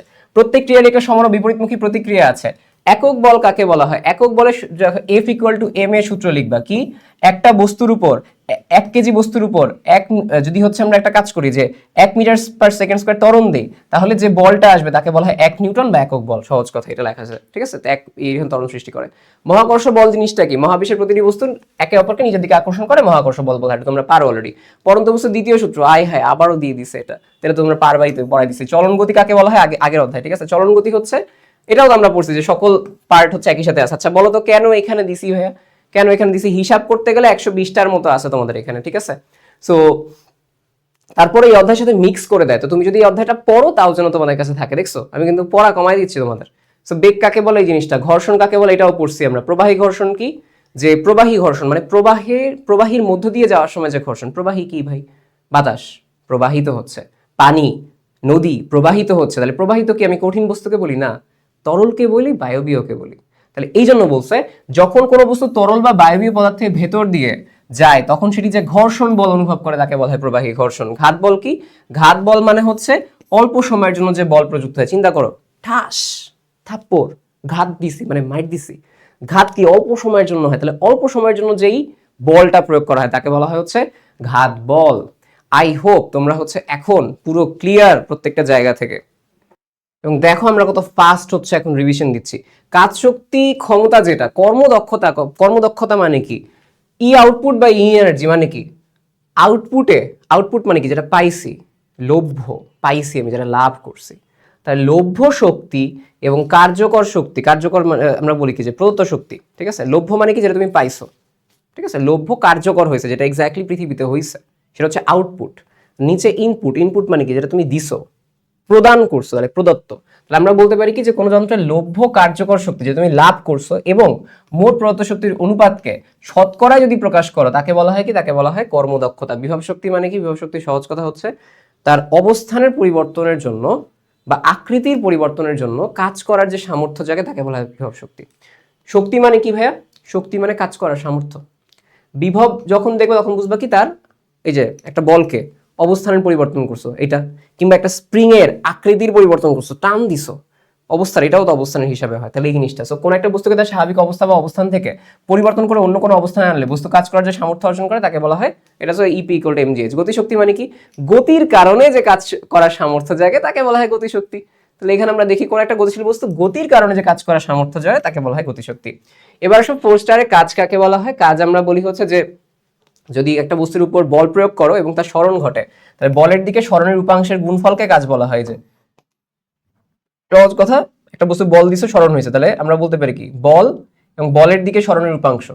বলের দিকে সরণটা আছে, এভাবে চিন্তা করবো, এটা বল, বল এবং সরণের গুণফল বললেও হয়, বাট আরেকটু স্পেসিফাই, এটা বল, বলের পাশেই বলের দিকেই একজন বন্ধু আছে, তার নাম সরণ। তাহলে বল এবং বলের দিকে যে সরণের গুণফল বা রূপাংশ যেটা, ঠিক আছে, উপাংশ বলতে পারো, ঠিক আছে, তাকে বলা হয় হচ্ছে গুণফল। ওকে, সেই গুণফলকে বলা হয় কাজ। যান্ত্রিক শক্তি কাকে বলা হয়? যান্ত্রিক শক্তি হচ্ছে বস্তুর অবস্থান, মানে কি এটা বিভব শক্তি। তাহলে আমরা যান্ত্রিক শক্তি মানে কি বিভব শক্তি প্লাস গতি শক্তি জানি না? তাহলে চিন্তা করো, কোন একটা বস্তুর অবস্থান এবং গতির কারণে যে শক্তি বা যে কাজ করার সামর্থ্য জাগে তাকে বলা হয় যান্ত্রিক শক্তি। এই যে তাকে বলা হয় যান্ত্রিক শক্তি। দেখছো, এটি গতিশক্তি বিভব শক্তি সমষ্টি। ক্ষমতা হচ্ছে কি কোনো কাজ সম্পাদনকারী উৎস বা ব্যক্তি কাজ করার হার। এই যে এখন বলো, কোন একটা উৎসের কাজ আর নিচে সময় কাজ করার হারকে বলা হয় এটা। তাহলে আমি তোমাদের অধ্যায়ে কেন হার বুঝাইছি বুঝছো? এটা হচ্ছে ট্যাকটিক্স। আমরা তোমাদের ইন্টারমিডিয়েটে কিন্তু এভাবেই পড়াই, ঠিক আছে? ইন্টারমিডিয়েটে যখন তোমরা আমাদের সাথে দেখা হবে, বিশেষ করে আমার সাথে তোমার বায়োলজিতে দেখা হবে, ঠিক আছে, তখন তুমি দেখবা যে আমরা আসলে কিভাবে এই জিনিসগুলো, এগুলো ইন্টার অনেক ফেমাস আর কি আমাদের কেস থেকে। এবার আসলে 3 স্টার শক্তি নিত্যতা সূত্র হচ্ছে কি? নিত্যতা। সৃষ্টিও নাই ধ্বংসও নাই, তাকে বলে মানে সবসময় শক্তি ফিক্স থাকে। 10 জুল পৃথিবীতে শক্তি থাকলে 10 জুলই আছে। তাহলে শক্তির সৃষ্টি বা বিনাশ নেই, শক্তি কেবলমাত্র এক জায়গা থেকে অন্য জায়গায় যায়। যেরকম এখানে লাইট জ্বলতেছে, এখানে কি বিদ্যুৎ শক্তি আলোক শক্তিতে কনভার্ট হয়েছে। তাহলে এই যে এক রূপ থেকে আরেক রূপ পরিবর্তিত হতে পারে, তাকে বলা হয় মোট শক্তির পরিমাণ নির্দিষ্ট থাকে এবং অপরিবর্তন থাকে। তাহলে আমি কি বলতে পারি, শক্তির নিত্যতা সূত্রটা কি? যে এক জায়গা থেকে আরেক জায়গায় পরিবর্তন হয় কেন? কারণ এক জায়গা থেকে আরেক জায়গায় শক্তির বিনাশ বা ধ্বংস নাই, মোট শক্তি কি থাকে? সেম থাকবে। মোট শক্তির পরিমাণটা কি থাকবে? সেম থাকবে। তাহলে এই কিওয়ার্ডগুলো মাথায় রাখবা। শক্তির সংজ্ঞা হচ্ছে কি? কাজ করার সামর্থ্য, সোজা কথা, এটাকে শক্তি বলা হয়। 1 ওয়াট মানে কি? প্রতি সেকেন্ডে 1 জুল কাজ করার হারকে, এই যে 1 watt, P equal to W by T, প্রতি সেকেন্ড। প্রতি মানে কি? প্রতি মানে 1, প্রতি মানে কি 1, তাহলে 1 সেকেন্ডে 1 জুল কাজ করার ক্ষমতাকে বলা হয় হচ্ছে 1 ওয়াট। 1 জুল কাকে বলা হয় ভাই? এই যে সহজ কথায় বলো, এই যে কোন একটা বস্তুর উপর 1 নিউটন বল প্রয়োগ করা হলে 1 নিউটনের দিকে বা বলের দিকে যদি 1 মিটার সরণ ঘটে বলের দিকে, তখন তাকে আমরা বলবো হচ্ছে কি 1 জুল কাজ শেষ। জুল হচ্ছে কি কাজের একক, তাই না, বা শক্তির একক। কন্ট্রোল রড হচ্ছে কি নিউক্লিয় চলিত চেইন বিক্রিয়া নিয়ন্ত্রণের জন্য নিউট্রন শোষণ করার জন্য যে ধাতব দণ্ড ব্যবহার করা হয় তাকে কন্ট্রোল রড বলা হয়। কন্ট্রোল মানে কি? কন্ট্রোল, কন্ট্রোল একটা আছে না, কন্ট্রোল, উদয়, কন্ট্রোল। তাহলে কন্ট্রোল চিন্তা করবা, নটো, নটো কি বলা হচ্ছে এখানে? নটো, নটো। এই নটো হচ্ছে কি? নটো, নটো নিউট্রন। তাহলে নিউট্রনটা তো অনেক দুষ্টু, তাহলে ওকে হচ্ছে কি শোষণ করতে হবে। শোষণ করলে আমি আটকে রাখতে পারবো, শোষণ করে এই তুই যাবি না, তাহলে এটাকে বলা হয় কন্ট্রোল রড। তাহলে কন্ট্রোল রড কোথায় ইউজ করা হয়? নিউক্লিয় চুল্লিতে। নিউক্লিয় চুল্লি, যেখানে নিউট্রনটাকে শোষণ করার জন্য আমি হচ্ছে কি ধাতব দণ্ড ব্যবহার করতেছি। তাহলে এই যে রড, রড মানে কি একটা দণ্ড না, ঠাস ঠাস করে রড দিয়ে পিটায়। তাহলে যে ধাতব দণ্ডটা ব্যবহার করা হয় তাকে বলা হয় কন্ট্রোল রড। ভূতাপীয় শক্তি হচ্ছে কি? পৃথিবীর অভ্যন্তরে থাকা উত্তপ্ত ম্যাগমা বা শিলাস্তর থেকে যে তাপশক্তি সংগ্রহ করা হয়। পৃথিবীর ভেতরে যে শিলাস্তর আছে সেখান থেকে তাপশক্তি নিছো, তাহলে কি ভূতাপীয় শক্তি। পৃথিবী মানে ভূ, তার যে তাপীয় শক্তি নিছো সেটা। বায়োমাস হচ্ছে কি? বায়ো মানে হচ্ছে সহজ কথায় বলতে জীবন, জীবিত কোনো কিছু। মাস বলতে এখানে তোমার এনার্জিকে বোঝানো হচ্ছে, ঠিক আছে, মানে মাস বলতে এনার্জি বোঝানো হয়, বাট তার মাস মানে কি ভর। তাহলে জীবিত বস্তুর ভর থেকে যে শক্তি পাই মানে কি? গাছপালা, লাকড়ি, খড়কুটা, প্রাণীর বর্জিত জৈব মানে জীবিত বস্তু থেকে যে শক্তি উৎপাদন করা হয়, এই যে এগুলার ভর থেকে যে শক্তি উৎপাদন করা হয় তাকে বলা হয় হচ্ছে বায়োমাস। ভর ওয়ার্ডটা উচ্চারণ করবো না, বাট বলবা ডিরেক্টলি এদের থেকে যে শক্তিটা পাই আমরা। নিউক্লিয় বিক্রিয়া হচ্ছে কি? নিউক্লিয় বিক্রিয়া মানে নিউক্লিয়াসের বিক্রিয়া, সোজা কথা। যেই বিক্রিয়ায় কোনো উচ্চ গতি সম্পন্ন কণা দ্বারা, যেমন এটা কোনটা, ওই যে নিউট্রনটা, পরমাণুর নিউক্লিয়াসকে আঘাত করে নিউক্লিয়াসের পরিবর্তন ঘটানো হয়। তার মানে বুঝছো, নিউক্লিয় বিক্রিয়া হচ্ছে এমন বিক্রিয়া যেখানে নিউক্লিয়াসের পরিবর্তন ঘটানো হয়। কিভাবে? উচ্চ গতি সম্পন্ন নিউট্রন বা অন্য কিছুকে আঘাত দিয়ে। ওকে, তাকে বলা হয় নবায়নযোগ্য শক্তি। মানে কি? নবায়ন করা যায় যেটা, মানে যেগুলো নিঃশেষ হয় না, যে শক্তিকে আবার করা যায়, যেমন বায়ু, সৌরশক্তি, এইগুলো আর কি, তাই না, যেগুলো হচ্ছে অফুরন্ত শক্তির উৎস। এবার আসো স্প্রিং ধ্রুবক কি? স্প্রিং ধ্রুবক আমাকে একটা জিনিস বলো তো, দেখো তো, একটা সহজ কথা বলো। এফ ইকুয়াল টু হচ্ছে কে এক্স, তাই না, মাইনাস কে এক্স দিয়েও করো, আমি জাস্ট ডিরেক্টলি লিখতেছি আর কি। সো কে ইকুয়াল টু আমি যদি বলি এফ বাই এক্স, মানে কি? চিন্তা করো, অলওয়েজ মাথায় রাখবা হার মানে হচ্ছে, আর যদি একক এই ওয়ার্ডটা আসে, একক সময়, একক দৈর্ঘ্য, এগুলো মানে ভাগফলে আছে। এটাকে সংজ্ঞায় আমরা কি বলতে পারি? যে কোন একটা স্প্রিং তার একক দৈর্ঘ্য, এটা দৈর্ঘ্য না, একক দৈর্ঘ্য পরিবর্তনের জন্য যে পরিমাণ বল দিতে হবে, যেমন তুমি চিন্তা করো, মনে আছে একক সময়ে দূরত্বের পরিবর্তন, একক সময় দূরত্বের পরিবর্তন বা দূরত্বের পরিবর্তনের হার, সেম ভাবে একক দৈর্ঘ্যের পরিবর্তনের জন্য যে পরিমাণ বল দিতে হয় তাকে বলা হয় স্প্রিং ধ্রুবক। ঠিক আছে, শেষ। ভরবেগ কাকে বলা হয়? আবারও ভাই কতবার ভরবেগ দিলাম তোমাদের, আমি আমার মন খারাপ হয়ে গেছে ভরবেগ দিয়ে দিয়ে। 1 কিলোওয়াট আওয়ার মানে কি? 1 কিলোওয়াট আওয়ার ক্ষমতার একক না, 1 কিলোওয়াট আওয়ার শক্তির একক। সবার আগে এটা মাথায় রাখো। কেন? চিন্তা করো, কিলোওয়াট মানে কি? একটা ক্ষমতা। আওয়ার মানে কি? সময়। তাহলে ক্ষমতা গুণ সময় কি ভাই? শক্তি। এই জন্য কিলোওয়াট আওয়ার শক্তির একক। কিলোওয়াট আওয়ার মানে কি? 1000 ওয়াট গুণ 3600 সেকেন্ড। 1 ঘন্টা মানে 3600 সেকেন্ড। তাহলে আমরা কি বলতে পারি যে 1000 গুণ 3600, এটা যদি গুণ করি 1000 ওয়াট 3600 সেকেন্ড, তখন কি চলে আসে? 3.6 × 10⁶ জুল। তাহলে 1 কিলোওয়াট আওয়ার সমান সমান 3.6 × 10⁶ জুল। ঋণাত্মক কাজ মানে হচ্ছে কি? ঋণাত্মক কাজ মানে তুমি ধরো বল দিছো এই দিকে, সরণ হয়েছে এই দিকে। তাহলে কোনো বস্তুর বল প্রয়োগের ফলে সরণ যদি প্রযুক্ত বলের বিপরীত দিকে হয়, তখন সেই কাজকে ঋণাত্মক কাজ বা বলের বিরুদ্ধে কাজ বলা হয়। স্থিতিশক্তি মানে কি? ওই সেম, অবস্থা বা অবস্থানের পরিবর্তনের জন্য কাজ করার সামর্থ্য। অনবায়নযোগ্য শক্তি কি? যেগুলো দ্রুত হচ্ছে, শেষ হয়ে যায়। সো এই ব্যাপারটা কিন্তু আমরা খুবই ফাস্ট দেখে ফেলছি এবং তোমাদের মাথায় সেট হয়ে গেছে। হচ্ছে না? সেট হচ্ছে না? ফাইনালি আমরা আবারও কিন্তু একবার রিকল দিব। ঠিক আছে, এবার চলে আসো হচ্ছে তরঙ্গ শব্দের কেসে। তরঙ্গ জিনিসটা হচ্ছে কি? তরঙ্গ মানে দোলা দেয়া, তরঙ্গ মানে দোলা দেয়। তাহলে যে পর্যায়বৃত্ত আন্দোলন, তরঙ্গ একটা পর্যায়বৃত্ত গতি, ঠিক আছে, এটা মাথায় রাখবা। যে পর্যায়বৃত্ত আন্দোলন কোনো জড় মাধ্যমের এক স্থান থেকে অন্য স্থানে শক্তি সঞ্চালিত করে। ঠিক আছে, একটা পর্যায়বৃত্ত আন্দোলন, তরঙ্গ কি করতেছে? এই ওয়ার্ডটা ইম্পর্টেন্ট, এক জায়গা থেকে আরেক জায়গায় শক্তি সঞ্চালিত করে এবং কি হয়? মাধ্যমের কণাগুলো স্থানান্তরিত করে না। লাইক চিন্তা করো, এইখানে একটা মনে করো বাতাসের কণা আছে, যখন তরঙ্গ যায় ও খালি এরকম উপর নিচ করে, উপর নিচ করে, ও কিন্তু সাইডে যায় না। তরঙ্গের ক্ষেত্রে কি হয়? শক্তিটা সামনের দিকে চলে যায়, তরঙ্গের ক্ষেত্রে শক্তি সামনের দিকে চলে যায়, কিন্তু যে স্থানান্তর করতেছে জিনিসটা এরকম যে আমার পাশে তুমি আসো মনে করো, তা আমার হাতে শক্তি আসলো, আমি তোমাকে শক্তিটা দিয়ে দিলাম, এরকম একটু লাভ দিয়ে তোমাকে শক্তিটা দিয়ে দিলাম। তা তুমিও লাভ দিয়ে তোমার পাশের জনকে শক্তি দিয়ে দিছো, বাট আমি কি আমার জায়গা চেঞ্জ করছি? করিনি। এটা হচ্ছে তরঙ্গ। তরঙ্গ হচ্ছে কি? এক জায়গা থেকে এক জায়গায় শক্তি স্থানান্তরিত হয়, কিন্তু মাধ্যমের যে কণা আমি আছি, আমি হচ্ছে কি? স্থানান্তরিত হইনি সাইডে। এটা হচ্ছে তরঙ্গ। বলা হচ্ছে প্রতিধ্বনি কি? প্রতিধ্বনি হচ্ছে যখন কোনো শব্দ মূল শব্দ থেকে আলাদা হয়, মূল শব্দের পুনরাবৃত্তি করে। হ্যালো হ্যালো হ্যালো হ্যালো মানে কি? মূল শব্দ থেকে আলাদা হয়ে বারবার সেটা প্রতিধ্বনি করতেছে, সেটাকে বলা হচ্ছে প্রতিধ্বনি। কম্পাঙ্ক, সহজ কথা ভাই, প্রতি সেকেন্ডে যতগুলো পূর্ণ স্পন্দন হয় তাকে বলা হয় কম্পাঙ্ক। ঠিক আছে, বা সময়ের বিপরীত রাশিকে কম্পাঙ্ক বলে। এটার চেয়ে এটা বেটার। মোট কয়টা পূর্ণ স্পন্দন মানে হয় আমি তোমাকে বলি। এটা মানে কি?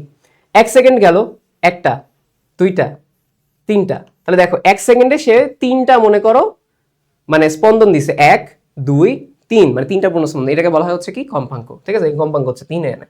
শব্দের তীব্রতা কাকে বলা হয়? শব্দ বিস্তারের অভিমুখে লম্বভাবে রাখা একক ক্ষেত্রফলের মধ্য দিয়ে প্রতি সেকেন্ডে যে পরিমাণ শব্দ শক্তি প্রবাহিত হয়। মনে করো শব্দই যে যাচ্ছে হ্যালো হ্যালো, ঠিক আছে, তো এইখানে আমি একটা ক্ষেত্রফল দিলাম, এইটার মধ্য দিয়ে প্রতি সেকেন্ডে মানে 1 সেকেন্ডে যেই পরিমাণ একক ক্ষেত্রফলের মধ্য দিয়ে, মনে করো এটার ক্ষেত্রফল হচ্ছে 1 মিটার স্কোয়ার। ঠিক আছে, 1 মিটার স্কোয়ার একটা ক্ষেত্রফল, একটা শব্দ শক্তি দিতেছি, এটার মধ্য দিয়ে 1 সেকেন্ডে যে পরিমাণ শক্তি যাবে তাকে বলা হয় তীব্রতা। 1 সেকেন্ডে 1 মিটার স্কোয়ারের মধ্য দিয়ে 1 সেকেন্ডে যে পরিমাণ শক্তি গেল, মনে করো 10 জুল, সেটাকে বলা হবে শব্দের তীব্রতা। শব্দের তীক্ষ্ণতা বা পিচ হচ্ছে কি? যে কখনো যে সূর্যযুক্ত শব্দের যে বৈশিষ্ট্য দিয়ে কোনো শব্দকে কখনো হচ্ছে মোটা বা তীক্ষ্ণ, যেরকম আমার গলা হচ্ছে মোটা, মেয়েদের কণ্ঠ কি হবে? আস্তে কথা বলো না, অনেক খারাপ এই কথাগুলো। ঠিক আছে, তো আরো চিকন তীক্ষ্ণ হয়ে যায়, তো পারি নাই, কেমন যেন লাগছে, অড শোনায়, তাই না? এই হচ্ছে অবস্থা। অনুদৈর্ঘ্য তরঙ্গ কাকে বলে ভাই? যে তরঙ্গের মাধ্যমের কণাগুলো কম্পনের দিকের সাথে সমান্তরালে অগ্রসর হয়। সহজ কথা আমি তোমাকে বলি, কম্পন কিভাবে যায়। অনুদৈর্ঘ্য তরঙ্গে কণা হচ্ছে এরকম সামনে পিছে কাঁপে, সামনে পিছে কেঁপে হচ্ছে সামনের দিকে আগায়। দেখো অনুদৈর্ঘ্য হচ্ছে যে দৈর্ঘ্য বরাবর, মানে কি? এই যে তরঙ্গগুলো আছে, এই কণাগুলা সামনে পিছে এভাবে মুভ করে করে সে হচ্ছে কি করে? মানে শক্তি স্থানান্তর করে এইভাবে, বা সামনের দিকে অগ্রসর হয়। তাহলে যে তরঙ্গের মাধ্যমের কণাগুলো কম্পনের দিকের সাথে সমান্তরালে অগ্রসর হয়, তোমরা আবার ওটার সাথে মিলায় না কিন্তু ভাই, কণার তো স্থানান্তর চেঞ্জ হয় না, এটা অন্য হিসাব, এটা ওইটার হিসাবে বলছে আর কি। তো কি বলছে এটাকে? এই যে এইভাবে, এই যে একদম দৈর্ঘ্য বরাবর, দেখো দৈর্ঘ্য বরাবর, মানে এটা এই বরাবর মুভ করতেছে, এটা যাচ্ছেও সামনের দিকে, এটাকে বলা হয় অনুদৈর্ঘ্য তরঙ্গ। ঠিক আছে, আচ্ছা তাহলে আমি তোমাকে এখানে একসাথে অনুপ্রস্থ তরঙ্গটা শিখাই দিই। ঠিক আছে, আমি জাস্ট এখানে তোমার অনুপ্রস্থ তরঙ্গের পার্টগুলো তুমি আগে দেখো ফার্স্টে। অনুপ্রস্থ তরঙ্গ এই যে দেখো, যে তরঙ্গ কম্পনের দিকের সাথে লম্বভাবে অগ্রসর হয়, মানে কি? মানে কি তরঙ্গ হচ্ছে ধরো এই যে এইখানে কি হয়, এই কণাগুলো হচ্ছে কাপে হচ্ছে এরকম লম্বভাবে, আর শক্তি স্থানান্তরিত হয় এইখানে। লাস্টেরটা দেখো কি হয়েছে, কাপসিও এইদিকে, শক্তিও স্থানান্তরিত হয়েছে এইদিকে। আর অনুপ্রস্থতে কি হচ্ছে, কাঁপতেছিও হচ্ছে এই দিকে, ধরো উপর নিচে কাঁপতেছি, বাট শক্তি স্থানান্তরিত হচ্ছে সাইডে। তাহলে কি হচ্ছে, এটা আমরা বলবো না যে এইটা কাঁপতেছে এইদিকে শক্তি স্থানান্তরিত, এটা কি লম্ব না? এটাকে বলা হয় অনু, আমরা বলি প্রস্থ, বা হচ্ছে সরি এটা লম্বর কথা বলছেন, এটা হচ্ছে অনুপ্রস্থ বা আর তরঙ্গ। ঠিক আছে, প্রস্থ বরাবর চিন্তা করো, এইটা আছে এখানে আমাদের কাছে, এইটা এরকম ভাবে আছে প্রস্থ বরাবর স্থানান্তরিত হচ্ছে, তাই না? এইটার দৈর্ঘ্য, এটা প্রস্থ, প্রস্থ বরাবর। আর অনুদৈর্ঘ্য মানে কি, দৈর্ঘ্য বরাবরই আমাদের সামনে সামনে যাবে। এটা কি সমান্তরালে যায়, দেখো যেই দিকে যাবে তার ঠিক বরাবর। আচ্ছা এখানে আমি মেইনলি তোমাদের একটু বুঝায় মনে পড়াই দিলাম, অনেক কিছু পারবা তাইলে। অনুদৈর্ঘ্য বা আমরা বলতে পারি কি যে অনুদৈর্ঘ্য তরঙ্গ, বা হচ্ছে এখানে তোমাকে এইটাকে আমরা কি বলতেছি যে সমান্তরালে যেটা অগ্রসর হয়। ঠিক আছে, তরঙ্গের বিস্তার কি, একটা দিকে কণা যতটুকু যাইতে পারে সাম্যাবস্থান থেকে একদিকে তরঙ্গায়িত কোনো সর্বাধিক সরণকে, এই যে সর্বাধিক যে সরণ তাকে বলা হয় সরণ। দশা মানে কি, কোন একটা মুহূর্তের সামগ্রিক অবস্থা। এই যে বলা হয় না কি দশা তোর, বা কি অবস্থা, কি দশা, কি অবস্থা, তাহলে এই যে সামগ্রিক অবস্থা এটাকে বলা হয় দশা। টিম্বারের কেসে জিনিসটা হচ্ছে কি, টিম্বার মানে হচ্ছে তোমার ভিন্ন ভিন্ন বাদ্যযন্ত্র থেকে আসা যে পার্থক্য দিয়ে বৈশিষ্ট্য বোঝা, তাকে টিম্বার বা সুরের গুণ বলা হয়। মানে ওইটা কি তবলা নাকি ওইটা গিটার, কোনটা বোঝানো যায়? তাহলে ডিম্বা মানে যেইটা থেকে বিভিন্ন বাদ্যযন্ত্রের পার্থক্য বোঝা যায় তাকে বলা হয় হচ্ছে কি টিম্বার বা সুরের গুণ। তরঙ্গ দৈর্ঘ্য হচ্ছে কি এক দশা থেকে পরবর্তী একই দশার মধ্যবর্তী দূরত্বই। দেখো এই যে শুরুর একটা দশা না, এই দশা আর এই অবস্থা কি সেম না? তাহলে একটা দশা থেকে আরেকটা দশার মধ্যবর্তী যে দূরত্ব, একই দশা, এক দশা থেকে মধ্যবর্তী একই দশার মধ্যবর্তী দূরত্বকে বলা হচ্ছে কি তরঙ্গ দৈর্ঘ্য। পর্যায়কাল মানে কি, এই যে একটা পূর্ণ স্পন্দন সম্পন্ন হইতে মনে করো 2 সেকেন্ড লাগছে, তাহলে এটা পর্যায়কাল, যতটুকু সময় লাগবে সেটাকে বলা হয় পর্যায়কাল। আমাদের কাছে বলা হচ্ছে পূর্ণ স্পন্দন কি, এই যে একটা নির্দিষ্ট বিন্দু একদিকে যাত্রা শুরু করে একদিক থেকে আবারও সেই বিন্দুতে ফিরে এলে, এই যে এখান থেকে যাত্রা শুরু করছে গিয়ে গিয়ে গিয়ে গিয়ে আবারও কি হয়েছে একই দিক থেকে সেই বিন্দুতে ফিরে আসার কথা বলছে। ঠিক আছে, সেটাকে বলা হচ্ছে কোনটা, সেটাকে বলা হচ্ছে পূর্ণ স্পন্দন। এক্স্যাক্টলি এইটা এরকম ভাবে কাজ করে না। মেইনলি আমি তোমার একটু বলি, পূর্ণ স্পন্দন জিনিসটা হচ্ছে কি, তোমাদের মনে পড়ে কিনা হার্টের কথা বলছিলাম, হার্ট হচ্ছে সংকুচিত হইলো এক নির্দিষ্ট বিন্দু থেকে আবারও আগের জায়গায় ফিরে আসলো। চিন্তা করো, সংকুচিত হইলো, প্রসারিত হইলো, আবার আগের জায়গায় ফিরে আসছে, এটাকে মেইনলি স্পন্দনের মধ্যে পড়ে। এটাও স্পন্দন বলা যায়। তরঙ্গের উপস্থিত কোন একটা কণা নির্দিষ্ট বিন্দু থেকে যাত্রা শুরু করে একই দিক থেকে আবারও একই বিন্দুতে ফিরে আসলে, ঠিক আছে, এটা মনে হতে পারে ভাই একই বিন্দু কিনা, বলতে বুঝাইছে একই দশা আর কি, নির্দিষ্ট যাত্রা শুরু করে একই বিন্দু। দেখো এটাও হচ্ছে কি শূন্য বিন্দু, এটাও শূন্য আর কি। সো এই জিনিসগুলো আর কি, মানে একই বিন্দুতে ফিরে আসে, সেটাকে বলা হয় পূর্ণ স্পন্দন। শব্দতর মানে কি, যেই তরঙ্গের হচ্ছে কম্পাঙ্ক 20,000 হার্টসের বেশি তাকে বলা হয় শব্দতর তরঙ্গ বা আল্ট্রাসাউন্ড। শব্দতর মানে কি, আলট্রা বেশি, 20,000 হার্টসের বেশি। যান্ত্রিক তরঙ্গ মানে হচ্ছে কি, যেই তরঙ্গের জন্য মাধ্যম প্রয়োজন হয়, অর্থাৎ কঠিন তরল বা গ্যাসীয় মাধ্যমে যে তরঙ্গের উদ্ভব হয়, যা সঞ্চালনের জন্য জড় মাধ্যমের প্রয়োজন হয় তাকে। সো আমি তোমাকে এখানে একটু কিওয়ার্ডটা দেখাই দিচ্ছি, কঠিন তরল গ্যাসীয় মাধ্যমের মধ্য দিয়ে যেটা প্রয়োজন হয়, ঠিক আছে, যে যা সঞ্চালনের জন্য জড় মাধ্যমের প্রয়োজন হয়, মাথায় রাখবে এটা। শব্দ দূষণ হচ্ছে কি, যে বিভিন্ন উৎস থেকে উৎপন্ন জোরালো অপ্রয়োজনীয় শব্দ যখন মানুষের সহনশীলতার মাত্রা ছাড়িয়ে যায় তখন তাকে শব্দ দূষণ বলা হয়। অনুপ্রস্থ অলরেডি তোমাকে বুঝাইলাম, লম্বিক তরঙ্গ না কিন্তু এটা, ঠিক আছে। অনুপ্রস্থ মানে আর তরঙ্গ, অনুদৈর্ঘ্য মানে লম্বিক তরঙ্গ, এই যেরকম ভাবে যাচ্ছে। প্রস্থ মানে কি 90 ডিগ্রিতে আছে, বাট প্রস্থ বরাবর যাচ্ছে। দৈর্ঘ্য মানে কি, দৈর্ঘ্য বরাবর যাচ্ছে, যেই দিকে সেই দিকেই, ঠিক আছে। শ্রাব্যতার পাল্লা হচ্ছে কি, যেটা আমরা শুনতে পাই আমাদের কানের যে সীমা 20 হার্টজ থেকে 20,000 হার্টজ, এর নিচে বা উপরে শুনতে পাই না। শব্দে তর মানে কি 20,000 হার্টজের কম যে কম্পাঙ্ক আমরা দেখতে পাই শব্দে, সেটা যান্ত্রিক তরঙ্গের মাঝে। সুরযুক্ত শব্দ হচ্ছে কি, যেগুলো শুনতে ভালো লাগে। মূলত শব্দ উৎসের নিয়মিত পর্যায়বৃত্ত কম্পনের ফলে যে শব্দ উৎপন্ন হয় যা আমাদের কাছে শ্রুতিমধুর বলে মনে হয়। তাহলে সুরযুক্ত মানে যেটা শ্রুতিমধুর মনে হয়। কিভাবে শ্রুতিমধুর মনে হবে, যখন নিয়মিত অনুশীলন করবে, যখন একটা পর্যায়বৃত্ত ডেইলি সকাল 8টায় অনুশীলন করবে গানের, তার মানে কি শব্দের পর্যায়বৃত্ত ও নিয়মিত কম্পনের ফলে যেটা আমাদের শুনতে ভালো লাগে, যে শব্দটা যেটা আমাদের শুনতে ভালো লাগে, সে সুরযুক্ত শব্দ। হার্টজ মানে কি, হার্টজ মানে কম্পাঙ্ক। কোন একটা বস্তু 1 সেকেন্ডে একটা পূর্ণ স্পন্দন সম্পন্ন করলে তাকে 1 হার্টজ বলা হয়। 1 হার্টজ মানে কি, ফ্রিকোয়েন্সি সমান 1/t, ঠিক আছে, এটা আমরা বলতে পারি। কিংবা আমরা বলতে পারি 1 হার্টজ মানে কি, যে 1 সেকেন্ডে একটা পূর্ণ স্পন্দন সম্পন্ন করছে, 1 সেকেন্ডে একটাই, তাহলে এটা 1 হার্টজ বলা হবে। শব্দের প্রতিফলন কাকে বলা হয়, যখন কোনো শব্দ উৎস থেকে উৎপন্ন হয়ে অন্য মাধ্যমে বাধা পেয়ে পুনরায় উৎসের নিকট ফিরে আসে। এই যে শব্দ আসলো, এখানে বাধা পেয়ে আবারও পুনরায় এইখানে ফিরে আসছে উৎসের কাছে, এটা হচ্ছে উৎস। উৎস শব্দ করছে, মানে উৎস নামে একটা ছেলে, হ্যালো গেল, ফিরে আসলো বাধা পেয়ে, এটাকে বলে শব্দের প্রতিফলন। শব্দানুভূতির স্থায়িত্বকাল মানে কতক্ষণ আমাদের কানে সেই শব্দটা হচ্ছে আমরা শুনতে পাই, কতক্ষণ পর্যন্ত রেশ রয়েছে। আমরা বলি হচ্ছে কোনো ক্ষণস্থায়ী শব্দ বা ধ্বনি কানে শোনার পর সেই শব্দের রেশ 0.1 সেকেন্ড যাবত আমাদের মস্তিষ্কে থেকে যায়, শব্দানুভূতির স্থায়িত্বকাল বলা হয়। এই জন্যই আমরা আলাদা করে ইয়া শুনতে পারি আর কি, 0.1 সেকেন্ডের গ্যাপ লাগে তোমার হচ্ছে প্রতিধ্বনিটা শোনার জন্য, ঠিক আছে। আচ্ছা, এবার চলে আসে হচ্ছে আলোর প্রতিফলনের কেসে প্রতিবিম্ব বা বিম্ব কাকে বলে। ঠিক আছে, কোনো বিন্দু থেকে নিঃসৃত আলোকরশ্মি গুচ্ছ কোনো তলে প্রতিফলিত বা প্রতিসরিত হওয়ার পরে যদি দ্বিতীয় কোনো বিন্দুতে মিলিত হয় বা দ্বিতীয় কোনো বিন্দু থেকে অপসৃত হচ্ছে বলে মনে হয়, তখন তাকে বলা হয় প্রথম বিন্দু প্রতিবিম্ব বা বিম্ব। আমার এই সূত্রটা পড়তে অনেক কষ্ট হইতো। কথা হচ্ছে আগে ফার্স্টে বোঝো এখানে কি আছে, দুইটা দর্পণের কথা চিন্তা করবা, একটা হচ্ছে গোলীয় দর্পণ, একটা সমতল দর্পণ। তো কি হয়েছে, কোন একটা বিন্দু, এই যে একটা বিন্দু থেকে, ঠিক আছে, নিঃসৃত আলোকরশ্মি, এই যে আলোকরশ্মি গেল কোন তলে প্রতিফলিত বা প্রতিসরিত হওয়ার পরে।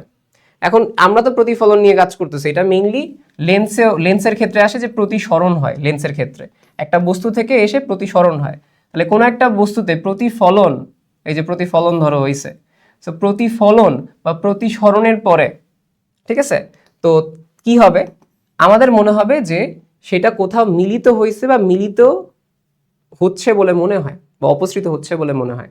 তাহলে কি হইলো, ধরো এই বিন্দুটা থেকে এরকম বিভিন্ন রশ্মি এসে এই জায়গায় দুইটা রশ্মি মিলিত হয়েছে, এই জায়গায় বাস্তবিক পক্ষে মিলিত হয়েছে, তোমরা কনসেপ্টে দেখছো আর কি, যেগুলো মিলিত হয়।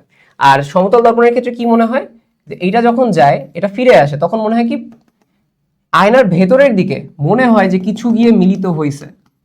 তার মানে কি তোমার কাছে মনে হবে যে মিলিত হয়েছে, দুইটা রশ্মি মিলিত হয়েছে, কিংবা পিছন দিকে এক্সট্রা ডাইনাম মনে হয় কি মিলিত হচ্ছে বলে মনে হয়। তাহলে এই যে মিলিত হচ্ছে বলে মনে হয় বা অপসৃত হচ্ছে বলে মনে হয়, তাহলে দ্বিতীয় বিন্দুটা যেটা, এটা হচ্ছে দ্বিতীয় বিন্দু, এটা হচ্ছে দ্বিতীয় বিন্দু। তাহলে এই দ্বিতীয় বিন্দুটাকে প্রথম বিন্দুর, এই যে প্রথম বিন্দুর কি বলা হয়, প্রথম বিন্দুর বলা হয় হচ্ছে প্রতিবিম্ব। তার মানে আমি যদি আয়নার সামনে দাঁড়াই, আমি প্রথম বিন্দু, আমাকে মনে হবে সমতল দর্পণে আমার কেউ একজন ভেতরে আছে, অপসৃত হচ্ছে বলে মনে হয়, তখন সেই দ্বিতীয় বিন্দু হচ্ছে প্রতিবিম্ব। আমি হচ্ছে কি, আমি বস্তু, আরেকজন প্রতিবিম্ব। তাহলে কি, কোনো একটা বিন্দু আছে, তাহলে কোন একটা ওইখান থেকে আলোকরশ্মি গেল, প্রতিফলন বা প্রতিসরণের পরে সেটা মিলিত হইতে পারে কিংবা অপসৃত হচ্ছে বলে মনে হয়, তাহলে দ্বিতীয় যে বস্তুটা আছে, দ্বিতীয় বস্তুটা, সেটাকে হচ্ছে প্রথম বস্তুর প্রতিবিম্ব বলা হয়। আমি এখানে কনসেপ্টে গেলাম না, বাট তারপর একটু মনে করাই দিলাম। আলোর প্রতিফলন হচ্ছে কি, আলোকরশ্মি এক মাধ্যম দিয়ে চলতে চলতে অন্য মাধ্যমে পৃষ্ঠে আপতিত হয়ে কিছু পরিমাণ আলোক প্রথম মাধ্যমে ফিরে আসে। তাহলে প্রথম মাধ্যমে ফিরে আসার ঘটনা, আলো গেল, আলো গেল, ঠিক আছে। আমি যদি এখানে একটু বলি যে আলো হচ্ছে গেল, তারপর হচ্ছে প্রথম মাধ্যমে ফিরে আসলো কিছু, এটাকে বলা হয় প্রতিফলন। আলোর প্রতিফলনের প্রথম সূত্রটা হচ্ছে কি, আপতন বিন্দু প্রতিফলনের উপর অঙ্কিত অভিলম্ব একই সমতলে থাকে। মানে হচ্ছে কি, ধরো আলোটা এই বরাবর আসছে, তারপরে প্রতিফলনটাও এই বরাবর হয়েছে, আর অভিলম্ব যেটা আমরা লম্ব আঁকি সেটা একই একই সমতলে, মানে কি সবগুলো একটা পেজের মধ্যেই আছে, একই তলে থাকবে। তাহলে আপতিত বিন্দুতে প্রতিফলকের উপরে, যে আপতন বিন্দুতে প্রতিফলক যেটা আছে এর উপর অভিলম্ব যেটা অঙ্কিত, অভিলম্ব একই সমতলে থাকবে। তাহলে আপতিত বিন্দু আর হচ্ছে অভিলম্ব একই বিন্দুতে থাকবে, সবাই একই বিন্দুতে। সহজ কথা বলতে গেলে আপতিত রশ্মি, প্রতিফলিত রশ্মি আর এই যে অভিলম্ব একই সমতলে থাকবে। সহজ ভাষায় বলতে গেলে একই সমতল মানে কি, এদেরকে আঁকলে একটা পেজের উপর রাখা যাবে। প্রধান ফোকাস বা ফোকাস বিন্দু কাকে বলা হয়, প্রধান অক্ষের সমান্তরাল রশ্মিগুচ্ছ দর্পণের প্রতিফলনের পর প্রধান অক্ষের উপর যে বিন্দুতে মিলিত হয় এবং যে বিন্দু থেকে অপসৃত হচ্ছে বলে মনে হয়, তাকে ওই দর্পণের প্রধান ফোকাস বা ফোকাস বিন্দু বলে মনে হয়। মানে হচ্ছে কি, এই যে আমরা কি বলছিলাম যে এটা দর্পণ মনে করো, তাহলে প্রধান ফোকাসের সাথে রশ্মি গেল, এরপরে কি হয়েছে, এরপরে সেটা যে বিন্দুতে মিলিত হয়। তুমি অলওয়েজ মাথায় রাখবা এই অধ্যায় মিলিত হয়, এরপরে আরেকটা জিনিস বলা হয় মিলিত হচ্ছে বলে মনে হয় বা অপসৃত হচ্ছে বলে মনে হয়। হয় মিলিত হবে বাস্তবে বা মিলিত হবে বলে মনে হয় অবাস্তবে। সো এই দুইটা কথা অবশ্যই একসাথে বলবা, যে একটা সমান্তরাল, এই যে প্রধান অক্ষের সাথে সমান্তরাল রশ্মি গেল, সেটা মিলিত হইতে পারে যেই বিন্দুতে, কিংবা যে বিন্দু থেকে অবস্থিত হচ্ছে বলে মনে হয় সেই যে বিন্দুটা, সেই বিন্দুটাকে বলা হয় প্রধান ফোকাস বা ফোকাস বিন্দু। শেষ। বাস্তব বা সদ্বিম্ব মানে কি, যেটা আসলে প্রকৃতপক্ষে মিলিত হয় সেটা বাস্তব বা সদ্বিম্ব। কোনো বিন্দু থেকে নিঃসৃত আলোকরশ্মি গুচ্ছ প্রতিফলিত বা প্রতিসরিত হওয়ার পর দ্বিতীয় কোনো বিন্দুতে প্রকৃতপক্ষে মিলিত হয়, এক্স্যাক্টলি দুইটা মিলিত হয়েছে। সহজ কথায় বলবা, আলোকরশ্মি গেছে, যে দুইটা রশ্মি প্রতিফলিত বা প্রতিসরিত হওয়ার পরে বাস্তবে মিলিত হয়েছে, তাকে বলা হয় বাস্তব বা সদ্বিম্ব। অবাস্তব মানে কি, ওইটা বাস্তবে মিলিত হয় না, কি হয়, অপসৃত হচ্ছে বলে মনে হয়। মনে হওয়া কিছু মানে অবাস্তব, আমাদের মনটা অবাস্তব, মনে অনেক কল্পনা থাকে। তাহলে এটা হচ্ছে চিন্তা করবা, কোন বিন্দু থেকে নিঃসৃত আলোকরশ্মি প্রতিফলিত বা প্রতিসরিত হওয়ার পরে যদি দ্বিতীয় কোনো বিন্দু হতে অপসৃত হচ্ছে বলে মনে হয়, তখন তাকে বলা হয় প্রথম অবাস্তব। তাহলে অবাস্তব মানে কি, হচ্ছে বলে মনে হয়, এটা মানে প্রকৃতপক্ষে মিলিত হয়। ব্যাপ্ত বা অনিয়মিত প্রতিফলন মানে কি, একগুচ্ছ সমান্তরাল আলোক রশ্মি কোনো পৃষ্ঠে আপতিত হয়ে প্রতিফলন যদি সমান্তরাল না থাকে, মানে মনে করো এরকম একটা এবড়ো থেবড়ো, একটা এদিক থেকে এদিক গেছে, একটা এদিক থেকে এদিক গেছে, ব্যাপ্ত মানে ফিক্স নাই। প্রতিফলনের পরে সমান্তরাল হওয়ার কথা সবার, বাট এখানে সমান্তরাল যদি না হয় তাকে বলা হয় ব্যাপ্ত প্রতিফলন। কিওয়ার্ড লেখা আছে। নিয়মিত বা সুষম মানে হচ্ছে কি, যেটা ধরো প্রতিফলনের পরে সব ধরো এই যে একসাথে সবাই প্রতিফলন হয়েছে, তাহলে কি হবে, প্রতিফলনের পরে সবারই কি হবে, এই যে দেখো 1 2 3 সবাই হচ্ছে সমান্তরালে আছে, তাহলে এটাকে বলা হয় নিয়মিত বা সুষম প্রতিফলন। বিবর্ধন মানে কি, যে প্রতিবিম্বটা মূল বস্তু থেকে কত গুণ বড় বা ছোট, মানে আমার মূল বস্তু আমার সাথে আমার প্রতিবিম্ব কতটুকু বড়, এই যে m সমান v বাই u, এইটাকে বলা হয় হচ্ছে বিবর্ধন। ফোকাস দূরত্ব কাকে বলা হয়, সহজ কথা হচ্ছে গোলীয় বিন্দু এটা, তো গোলীয় এই যে মেরু বিন্দু, এটা হচ্ছে মেরু বিন্দু, এইখান থেকে এই যে ফোকাস পর্যন্ত যে দূরত্ব, এটাকে বলা হয় ফোকাস দূরত্ব, সহজ কথা। সেটা হচ্ছে কি r/2, অর্থাৎ আমার এই যে বক্রতার ব্যাসার্ধ আছে, বক্রতার ব্যাসার্ধ r, তার অর্ধেক এখানে আছে। বক্রতার ব্যাসার্ধ কাকে বলা হয়, গোলীয় দর্পণ যে গোলকের অংশ, এই যে গোলীয় দর্পণটা একটা গোলকের অংশ না, এই গোলকের যে কেন্দ্র আছে, ঠিক আছে, বা এই গোলকের যে ব্যাসার্ধটা আছে, এই ব্যাসার্ধটাকে বলা হয় বক্রতার ব্যাসার্ধ, আর এই যে গোলকের কেন্দ্রটা, এটাকে বলা হয় বক্রতার কেন্দ্র। তাহলে আমার গোলীয় দর্পণ যেই গোলকটার অংশ, তার কেন্দ্রকে বলা হয় বক্রতার কেন্দ্র, তার ব্যাসার্ধকে বলা হয় বক্রতার ব্যাসার্ধ। প্রধান অক্ষ কাকে বলা হয়, এই যে গোলীয় দর্পণের এইটা মেরু এবং তোমার এই যে বক্রতার কেন্দ্র, এর মধ্য দিয়ে যে সমান্তরাল রেখাটা গেছে, এর মধ্য দিয়ে যে সরল রেখাটা গেছে, এটাকে বলা হয় হচ্ছে কি প্রধান অক্ষ। দর্পণ বা সমতল দর্পণ কাকে বলে, যে মসৃণ তলে আলোর নিয়মিত প্রতিফলন ঘটে, তাই না, মানে কি নিয়মিত প্রতিফলন মানে কি সুন্দর প্রতিফলন, ভালো প্রতিফলন ঘটতেছে, অনিয়মিত নয়, সুন্দর প্রতিফলন, নিয়মিত প্রতিফলন যেখানে ঘটতেছে, একটা মসৃণ তল, তাকে বলা হয় দর্পণ বা সমতল দর্পণ। এবার পরের প্রশ্নটা আসছে হচ্ছে আমাদের কাছে কি, যে দর্পণের মেরু কাকে বলে, গোলীয় দর্পণের প্রতিফলক পৃষ্ঠের মধ্যবিন্দুকে, এই যে প্রতিফলক, এটা প্রতিফলক পৃষ্ঠ, তাই না, তাহলে এই যে মধ্যবিন্দুটা মাঝখানে, এম মানেই মধ্যবিন্দু, এম মানেই মেরু, তাহলে এটাকে বলা হয় দর্পণের মেরু। আলট্রা ভায়োলেট মানে কি, আলট্রাভায়োলেট রশ্মি বা অতিবেগুনি রশ্মি হলো এমন এক প্রকার বিদ্যুৎ চৌম্বকীয় রশ্মি যার তরঙ্গ দৈর্ঘ্য আমাদের দৃশ্যমান আলোর চেয়ে ছোট, ঠিক আছে, আলট্রাভায়োলেট, ঠিক আছে, আলট্রাভায়োলেট হচ্ছে আমাদের চোখে যেটা দেখি তার চেয়ে ছোট তরঙ্গ দৈর্ঘ্যের, এটাকে আলট্রাভায়োলেট বলা হয়, এতটুকু লিখলেই হবে। ডাই হচ্ছে কি কোনো বেসাদৃশ্য তরল, বেসাদৃশ্য মানে দেখা যায় না, যা সিটি স্ক্যান বা এনজিওগ্রাফি করার সময় রক্তে ঢুকিয়ে দেওয়া হয় যাতে ছবির কন্ট্রাস্ট বৃদ্ধি পায়। ডাই মানে হচ্ছে কি একটা তরল যেটা ঢুকায় দেয়, এরপরে সিটি স্ক্যান বা এমআরআই ওটাকে কালো দেখা যায়, কন্ট্রাস্ট মানে বেশি কালো দেখানো, তাহলে এমন একটা তরল ঢুকাই দিছি, তারপরে সিটি স্ক্যান বা এনজিওগ্রাম করবো, যেন হচ্ছে ওটার মধ্যে আমি কি দেখতে পারি, খুব ভালো কালো করে দেখতে পারি বা কন্ট্রাস্ট দেখতে পারি। তড়িৎ প্রবাহ মানে হচ্ছে কি কিউ/টি, এটা যদি অধ্যায় 11, তারপর আমি তোমাকে বলি কোন একটা পরিবাহীর মধ্য দিয়ে এইটা কি একক সময়ে যে পরিমাণ আধান যায়, সময় ভাগ দাও মানে কি একক সময়ে যে পরিমাণ আধান যায় তাকে বলা হয় তড়িৎ প্রবাহ। আলোর প্রতিসরণ মানে কি, আলোক রশ্মি এক স্বচ্ছ মাধ্যমে, যে এখানে লিখতে হবে, এক স্বচ্ছ মাধ্যম থেকে অন্য স্বচ্ছ মাধ্যমে যাওয়ার সময় তির্যক হয়ে প্রবেশের সময় মাধ্যমদের বিভেদ তলে এর দিক পরিবর্তনের ঘটনাকে, মানে কি এটা মনে করো স্বচ্ছ মাধ্যম দুইটা, প্রতিসরণে এটা দেয়া আছে, বাট তারপরে মিক্স করে তো দেয়া আছে, তোমাদের ফুলের মধ্যে পড়ছে প্রতিসরণটা, তাও বলে দিচ্ছি আর কি, মিক্স করতে পারে এই জন্য বললাম যে এটা একটা মাধ্যম, এই একটা মাধ্যম, এটা হচ্ছে বাতাস, এটা তরল। তো তোমার হচ্ছে আলো যখন এই মাধ্যম থেকে এই মাধ্যমে যাবে, ধর আলো এই মাধ্যম থেকে এই মাধ্যমে যাবে, তখন কি এরকম সোজা যায় না, একটু বেঁকে যায়, তার মানে কি এইখান থেকে এদিকে না দিয়ে সে দিক পরিবর্তন করছে, সোজা না গিয়ে দিক পরিবর্তন করছে, এই যে এক মাধ্যম থেকে আরেক মাধ্যমে যাওয়ার সময় দিক পরিবর্তন, এটাকে বলা হয় আলোর প্রতিসরণ। আলোক কেন্দ্র লেন্সের অভ্যন্তরে প্রধান অক্ষের উপর এমন একটা বিন্দু, যা বিন্দুর মধ্যে দিয়ে আলোক রশ্মি গেলে তার দিক পরিবর্তন হয় না, তাকে আলোক কেন্দ্র বলা হয়। সহজ কথায় বলতে গেলে একটা লেন্সের এই যে মাঝখানের যে বিন্দুটা আছে, যেখান থেকে আলো গেলে আলোর কোনো দিক পরিবর্তন হয় না, আলোর কোনো দিক পরিবর্তন, তাকে বলা হয় লেন্স। এটাও তোমাদের নাইফ, এটা মাঝখানে, বাট আমি তারপরে দিয়ে দিছি কেন, মাঝে মধ্যে মিক্স করে, অনেক সময় টিচারের প্রশ্ন রিপিট করে তো কপি করে দেয়, এই জন্য দুই একটা আমি দিয়ে দিছি।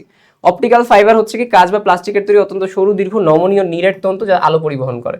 মাথায় রাখবো অপটিক্যাল ফাইবার দিয়ে আলো পরিবহন হয়। অপটিক্স মানে চোখ রিলেটেড, আলো রিলেটেড, তাহলে আলো ফাইবার যেটা একটা তন্তু, আলো পরিবহন করে এমন ফাইবার, এতটুকু বললে হবে। দীর্ঘ দৃষ্টির কথা বলেছে, চোখের যে ত্রুটির কারণে দূরের জিনিস স্পষ্ট দেখা যায় কিন্তু কাছে জিনিস দেখা যায় না, এইটাও তোমাদের লাগবে না। দীর্ঘ মানে কি, দীর্ঘ মানে সে দূরের জিনিস, দীর্ঘ জিনিস দেখতে পায়, কাছে জিনিস দেখতে পারে না, তাকে বলা হয় দীর্ঘ দৃষ্টি। সো এই কয়েকটা জিনিস আমি একটু তোমাদের লিখে রাখি, এগুলো কিন্তু ফুলের মধ্যে পড়ছে, এগুলো তোমাদের ফুলের মধ্যে পড়ছে, তাও আমি তোমাদের এটা কিন্তু দিয়ে দিচ্ছি আর কি। সিলভারিং বা পাড়া লাগানো মানে কি, দর্পণ তৈরি করার জন্য তোমার একটা পৃষ্ঠে এই যে ধাতুর একটা আমি প্রলেপ লাগাইছি যেন এটা কি দেখা যায়, ধাতুর প্রলেপ লাগানোর ঘটনাকে সিলভারিং বা পাড়া বলা হয়। ফোকাস তল হচ্ছে কি প্রধান ফোকাসের মধ্যে দিয়ে গোলীয় দর্পণের প্রধান অক্ষের সঙ্গে লম্বভাবে অবস্থিত কল্পিত সমতল, মানে কি এই যে এটা প্রধান ফোকাস, এটার মধ্য দিয়ে আমি একটা কাগজ বসাই দিছি, এরকম একটা কাগজ বসাই দিছি এর মাঝখানে, তাহলে এই যে সমতলটা আছে এটাকে বলা হয় ফোকাস তল। তাহলে এটা হচ্ছে ফোকাস দূরত্ব এখান থেকে এখানে, এটাকে বলা হয় ফোকাস বিন্দু।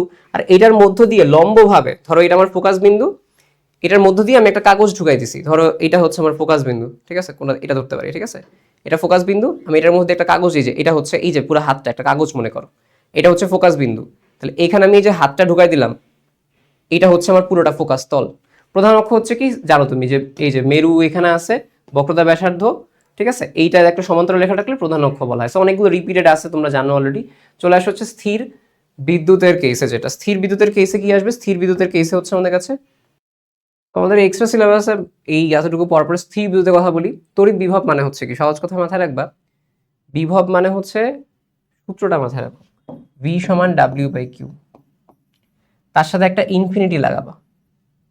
মানে কি, বিভব মানে কোন একটা আধান আছে, সেটাকে অসীম দূর থেকে আনতে যে পরিমাণ কাজ করতে হয়, আর আধানটাকে নিচে একা মানে ভাগ্য অবস্থায় আসানের মানে কি, একক আধান। ভাগ অবস্থায় কোনো কিছু থাকা মানে একক দেওয়া, তার মানে কি অসীম দূরত্ব থেকে, এই যে অসীম দূরত্ব থেকে একটি একক ধনাত্মক আধানকে তড়িৎ ক্ষেত্রের কোনো বিন্দুতে আনতে, এটা তড়িৎ ক্ষেত্র, এটার কোনো একটা বিন্দুতে তুমি আনতেছো, এই আনতে তোমার যে পরিমাণ কাজ করতে হবে তাকে বলা হয় তড়িৎ বিভব। দেখো চিন্তা করো, ডাব্লিউ ইনফিনিটি বাই কিউ, কোনো একটা অসীম দূরত্ব থেকে একটা একক ধনাত্মক আধানকে তড়িৎ ক্ষেত্রের একটা নির্দিষ্ট বিন্দুতে আনতে যে পরিমাণ উপরে যে কাজ বা ডাব্লিউ করতে হয় তাকে বলা হয় তড়িৎ বিভব। তড়িৎ ক্ষেত্র হচ্ছে কি, কোন একটা আহিত বস্তুর চারপাশে, ক্ষেত্র মানে একটা এলাকা বুঝবা, ঠিক আছে, কোন একটা আহিত বস্তুর চারপাশে যে অঞ্চল জুড়ে বা এলাকা জুড়ে, ঠিক আছে, আমরা বলতে পারি হচ্ছে এর প্রাধান্য বিদ্যমান থাকে। এটা কি থাকে, এর প্রাধান্য বিদ্যমান থাকে। টাইপিং হচ্ছে ফন্ট চেঞ্জ হয়ে গেছে, আমরা বলতে পারি কি এর প্রাধান্য বিদ্যমান থাকে, অর্থাৎ যে অঞ্চল জুড়ে এর মধ্যে কি একটা প্রাধান্য আছে, এর মধ্যে কি আছে একটা প্রাধান্য, মানে সে হচ্ছে বল প্রয়োগ করতে পারে, ঠিক আছে, অর্থাৎ অন্য কোনো আধান রাখলে সেটি বল অনুভব করে, অর্থাৎ নির্দিষ্ট এলাকা যেখানে অন্য কোনো একটা আধান রাখছি তাকে টানতে পারে। এই যে এলাকাটা বা এই যে অঞ্চলটা, এটাকে বলা হয় তড়িৎ ক্ষেত্র। ধারক মানে কি, ধারক মানে হচ্ছে কাছাকাছি স্থাপিত দুটি পরিবাহকের মধ্যবর্তী স্থানে অপরিবাহী পদার্থ রেখে চার্জ জমিয়ে শক্তি সঞ্চয় করে রাখার যান্ত্রিক প্রক্রিয়া। ধারক মানে সহজ কথা আমি তোমাকে বলি, দুইটা এরকম দেখি না আমরা ধারকে, তাহলে এর মানে কি, দুইটা ধাতব পাত আছে, এর মাঝখানে অপরিবাহী দিব, মনে করো প্লাস্টিক দিয়ে দিলাম, দিলাম, দিলে লাভটা কি, দিলে লাভটা হচ্ছে এ অনেক চার্জ সঞ্চয় করতে পারে। তাহলে আমরা ধারক বলতে কি বুঝি, ধারণ করে, কি ধারণ করে, চার্জ ধারণ করে। তাহলে দুইটা ধাতব পাতকে পাশাপাশি রেখে মাঝখানে অপরিবাহী ঢুকায় চার্জ সঞ্চয় করার যে যান্ত্রিক প্রক্রিয়া তাকে বলা হয় ধারক। বৈদ্যুতিক আবেশ বা তড়িৎ আবেশ জিনিসটা হচ্ছে কি, একটা আহিত বস্তুর কাছে এনে স্পর্শ না করে শুধুমাত্র এর উপস্থিতিতে অন্য কোনো অনাহিত বস্তুকে সাময়িকভাবে আহিত করাকে বলা হয় বৈদ্যুতিক আবেশ। যেরকম এই যে এটা হচ্ছে আহিত বস্তু, কাগজের সামনে রাখলে অনাহিত বস্তু, তাহলে এই আহিত বস্তু দিয়ে অনাহিত বস্তুকে চার্জ যুক্ত করা বা টান দেওয়া যে জিনিসটা আমরা বলি, তো এই যে অনাহিত করা, অনাহিত বস্তুকে আহিত বস্তুর সাহায্যে আহিত করা বা হচ্ছে আয়নিত করা, এটাকে বলা হয় তড়িৎ আবেশ। আবেশ মানে কি, বশ করা, তাই না, ও অনাহিত ছিল, বশ ছিল না, তা আমি ওকে বশীভূত করলাম, দেন হচ্ছে টান দিলাম। তো তড়িৎ বলরেখা কাকে বলা হয়, তড়িৎ ক্ষেত্রে একটা মুক্ত ধনাত্মক আধান স্থাপন করলে যে পথে পরিভ্রমণ করে, অর্থাৎ তুমি মনে করো তড়িৎ ক্ষেত্র আছে, তো একটা আধান তুমি স্থাপন করছো পজিটিভ, তো দেখলো এটা এই পথে পরিভ্রমণ করে, তাহলে তুমি কি বুঝলা যে এইটা একটা তড়িৎ বলরেখা। আবার মনে করো এইটা এই দিকে পরিভ্রমণ করে, এটা বলরেখা। মানে কি, তড়িৎ ক্ষেত্রে একটা আধান নিছো, এটা যেই পথে পরিভ্রমণ করে, যেই পথে ঘুরবে তাকে বলা হয় কি, তাকে বলা হয় তড়িৎ বলরেখা। তড়িৎ প্রাবল্য, দেখো তড়িৎ ক্ষেত্র এবং প্রাবল্যের মধ্যে সংজ্ঞাটা বোঝো। ক্ষেত্র মানে অলওয়েজ বুঝাইছি অঞ্চল, ঠিক আছে, আর প্রাবল্য মানে এক্স্যাক্টলি সূত্র বলবা। দেখো প্রাবল্য মানে সূত্র চলে আসো, দেখো E equal to F by Q, F by Q, ঠিক আছে। তাহলে তড়িৎ ক্ষেত্রের কোনো একটা বিন্দুতে এই যে ভাগ আছে মানে কি, একক ধনাত্মক আধানের উপর যে পরিমাণ বল প্রযুক্ত হয়, তড়িৎ ক্ষেত্র লিখবা ফার্স্টে, তড়িৎ ক্ষেত্রের কোনো বিন্দুতে, তড়িৎ ক্ষেত্রের কোনো বিন্দুতে একক ধনাত্মক আধানের উপর যে পরিমাণ বল প্রযুক্ত হয় বা একটা একক ধনাত্মক আধান স্থাপন করলে সেটি যে বল অনুভব করে তাকে ওই বিন্দুর তড়িৎ প্রাবল্য বা তড়িৎ তীব্রতা বলা হয়। আধান বা চার্জ মানে হচ্ছে কি, পদার্থ সৃষ্টিকারী মৌলিক কণা সময়ের মৌলিক ও বৈশিষ্ট্যমূলক ধর্ম। তাহলে একটা পদার্থ সৃষ্টি করতেছে যে মৌলিক কণা মানে ইলেকট্রন বা প্রোটন, এদের মৌলিক ও বৈশিষ্ট্যমূলক ধর্ম কি, আধান থাকা, এটাকে আধান বা চার্জ বলা হয়। তড়িৎ বল বা বিদ্যুতিক বল হচ্ছে কি, দুটি আহিত বস্তু, আহিত মানে কি দুটো চার্জ আছে বস্তু, পরস্পরকে যে বলে আকর্ষণ বা বিকর্ষণ করে তাকে বৈদ্যুতিক বল বা তড়িৎ বল বলা হয়। বৈদ্যুতিক বল যাদের চার্জ আছে তারা আকর্ষণ করে নিজের অপরকে, এটাই হচ্ছে কথা। বিভব পার্থক্য হচ্ছে কি, প্রতি একক ধনাত্মক আধানকে তড়িৎ ক্ষেত্রে এক বিন্দু থেকে অন্য বিন্দুতে স্থানান্তর করতে সম্পন্ন কাজের পরিমাণকে ওই দুই বিন্দুর বিভব পার্থক্য বলা হয়, ঠিক আছে। তাহলে একক ধনাত্মক আধান আছে, তাহলে তুমি কি করছো চিন্তা করো, জাস্ট চিন্তা করো যে তড়িৎ ক্ষেত্রের এক বিন্দু থেকে অন্য বিন্দুতে নিতে যে পরিমাণ কাজ করতে হয়। কি করলাম? আমরা জানি বিভব মানে কি, বিভব মানে W/Q, ঠিক আছে? তাহলে একক ধনাত্মক আধানকে আনতে যে কাজ করতে হয়, পার্থক্য দিয়ে আমি কি বুঝাচ্ছি? পার্থক্য এক জায়গা থেকে আরেক জায়গায় নিয়ে যাওয়া, ঠিক আছে? পার্থক্য মানে কি? এক জায়গা থেকে আরেক জায়গায় নিয়ে যাওয়া, জাস্ট এতটুকু অ্যাড করবা। বিভব মানে কি? W/Q, পার্থক্য মানে এক জায়গা থেকে এক জায়গায় নিয়ে যাওয়া। তার মানে কি? একটা একক ধনাত্মক আধানকে কোন একটা তড়িৎ ক্ষেত্রের এক বিন্দু থেকে আরেক বিন্দু নিতে যে পরিমাণ কাজ করতে হয় তাকে বলা হয় বিভব পার্থক্য। তাহলে বুঝছো বিভব আর বিভব পার্থক্য কিভাবে আমরা করছি? ইলেকট্রোস্কোপ বা তড়িৎ বীক্ষণ মানে কি? যার সাহায্যে আমরা কি, যে যন্ত্রের সাহায্যে আমরা আধান আছে কি নাই এবং আধান কি পজিটিভ নাকি নেগেটিভ, মানে আধানের অস্তিত্ব প্রকৃতি নির্ণয় করা যায়, তাকে বলা হয় ইলেকট্রোস্কোপ বা তড়িৎ বীক্ষণ যন্ত্র। কুলম্বের সূত্র হচ্ছে কি, একটা নির্দিষ্ট মাধ্যম থাকবে, দুটি আধান থাকবে, ঠিক আছে? তো দুটি আধানের মধ্যবর্তী আকর্ষণ বা বিকর্ষণ বলের মান, মানে মান কি বলা হচ্ছে, তার গুণফলের সমানুপাতিক, এবং এদের মধ্যে যে দূরত্ব, দূরত্বের বর্গের ব্যস্তানুপাতিক, সহজ কথা। এবং এটা কিভাবে কাজ করে আরেকটু যদি এক্সটেন্ড করতে চাও, এই বলটা হচ্ছে এদের সংযোজক সরলরেখা বরাবর ক্রিয়া করে। মানে বল যদি এই যে এরকম হয়, একটা সংযোজক সরলরেখা, অর্থাৎ এদের মধ্যে একটা সংযোগ টানলাম, তাহলে এই রেখা বরাবরই আমার বল কাজ করবে, এই রেখা বরাবরই বল কাজ করবে। কোনো পরিবাহীর চার্জ ধারণ করার ক্ষমতাকে ধারকত্ব বলা হয়।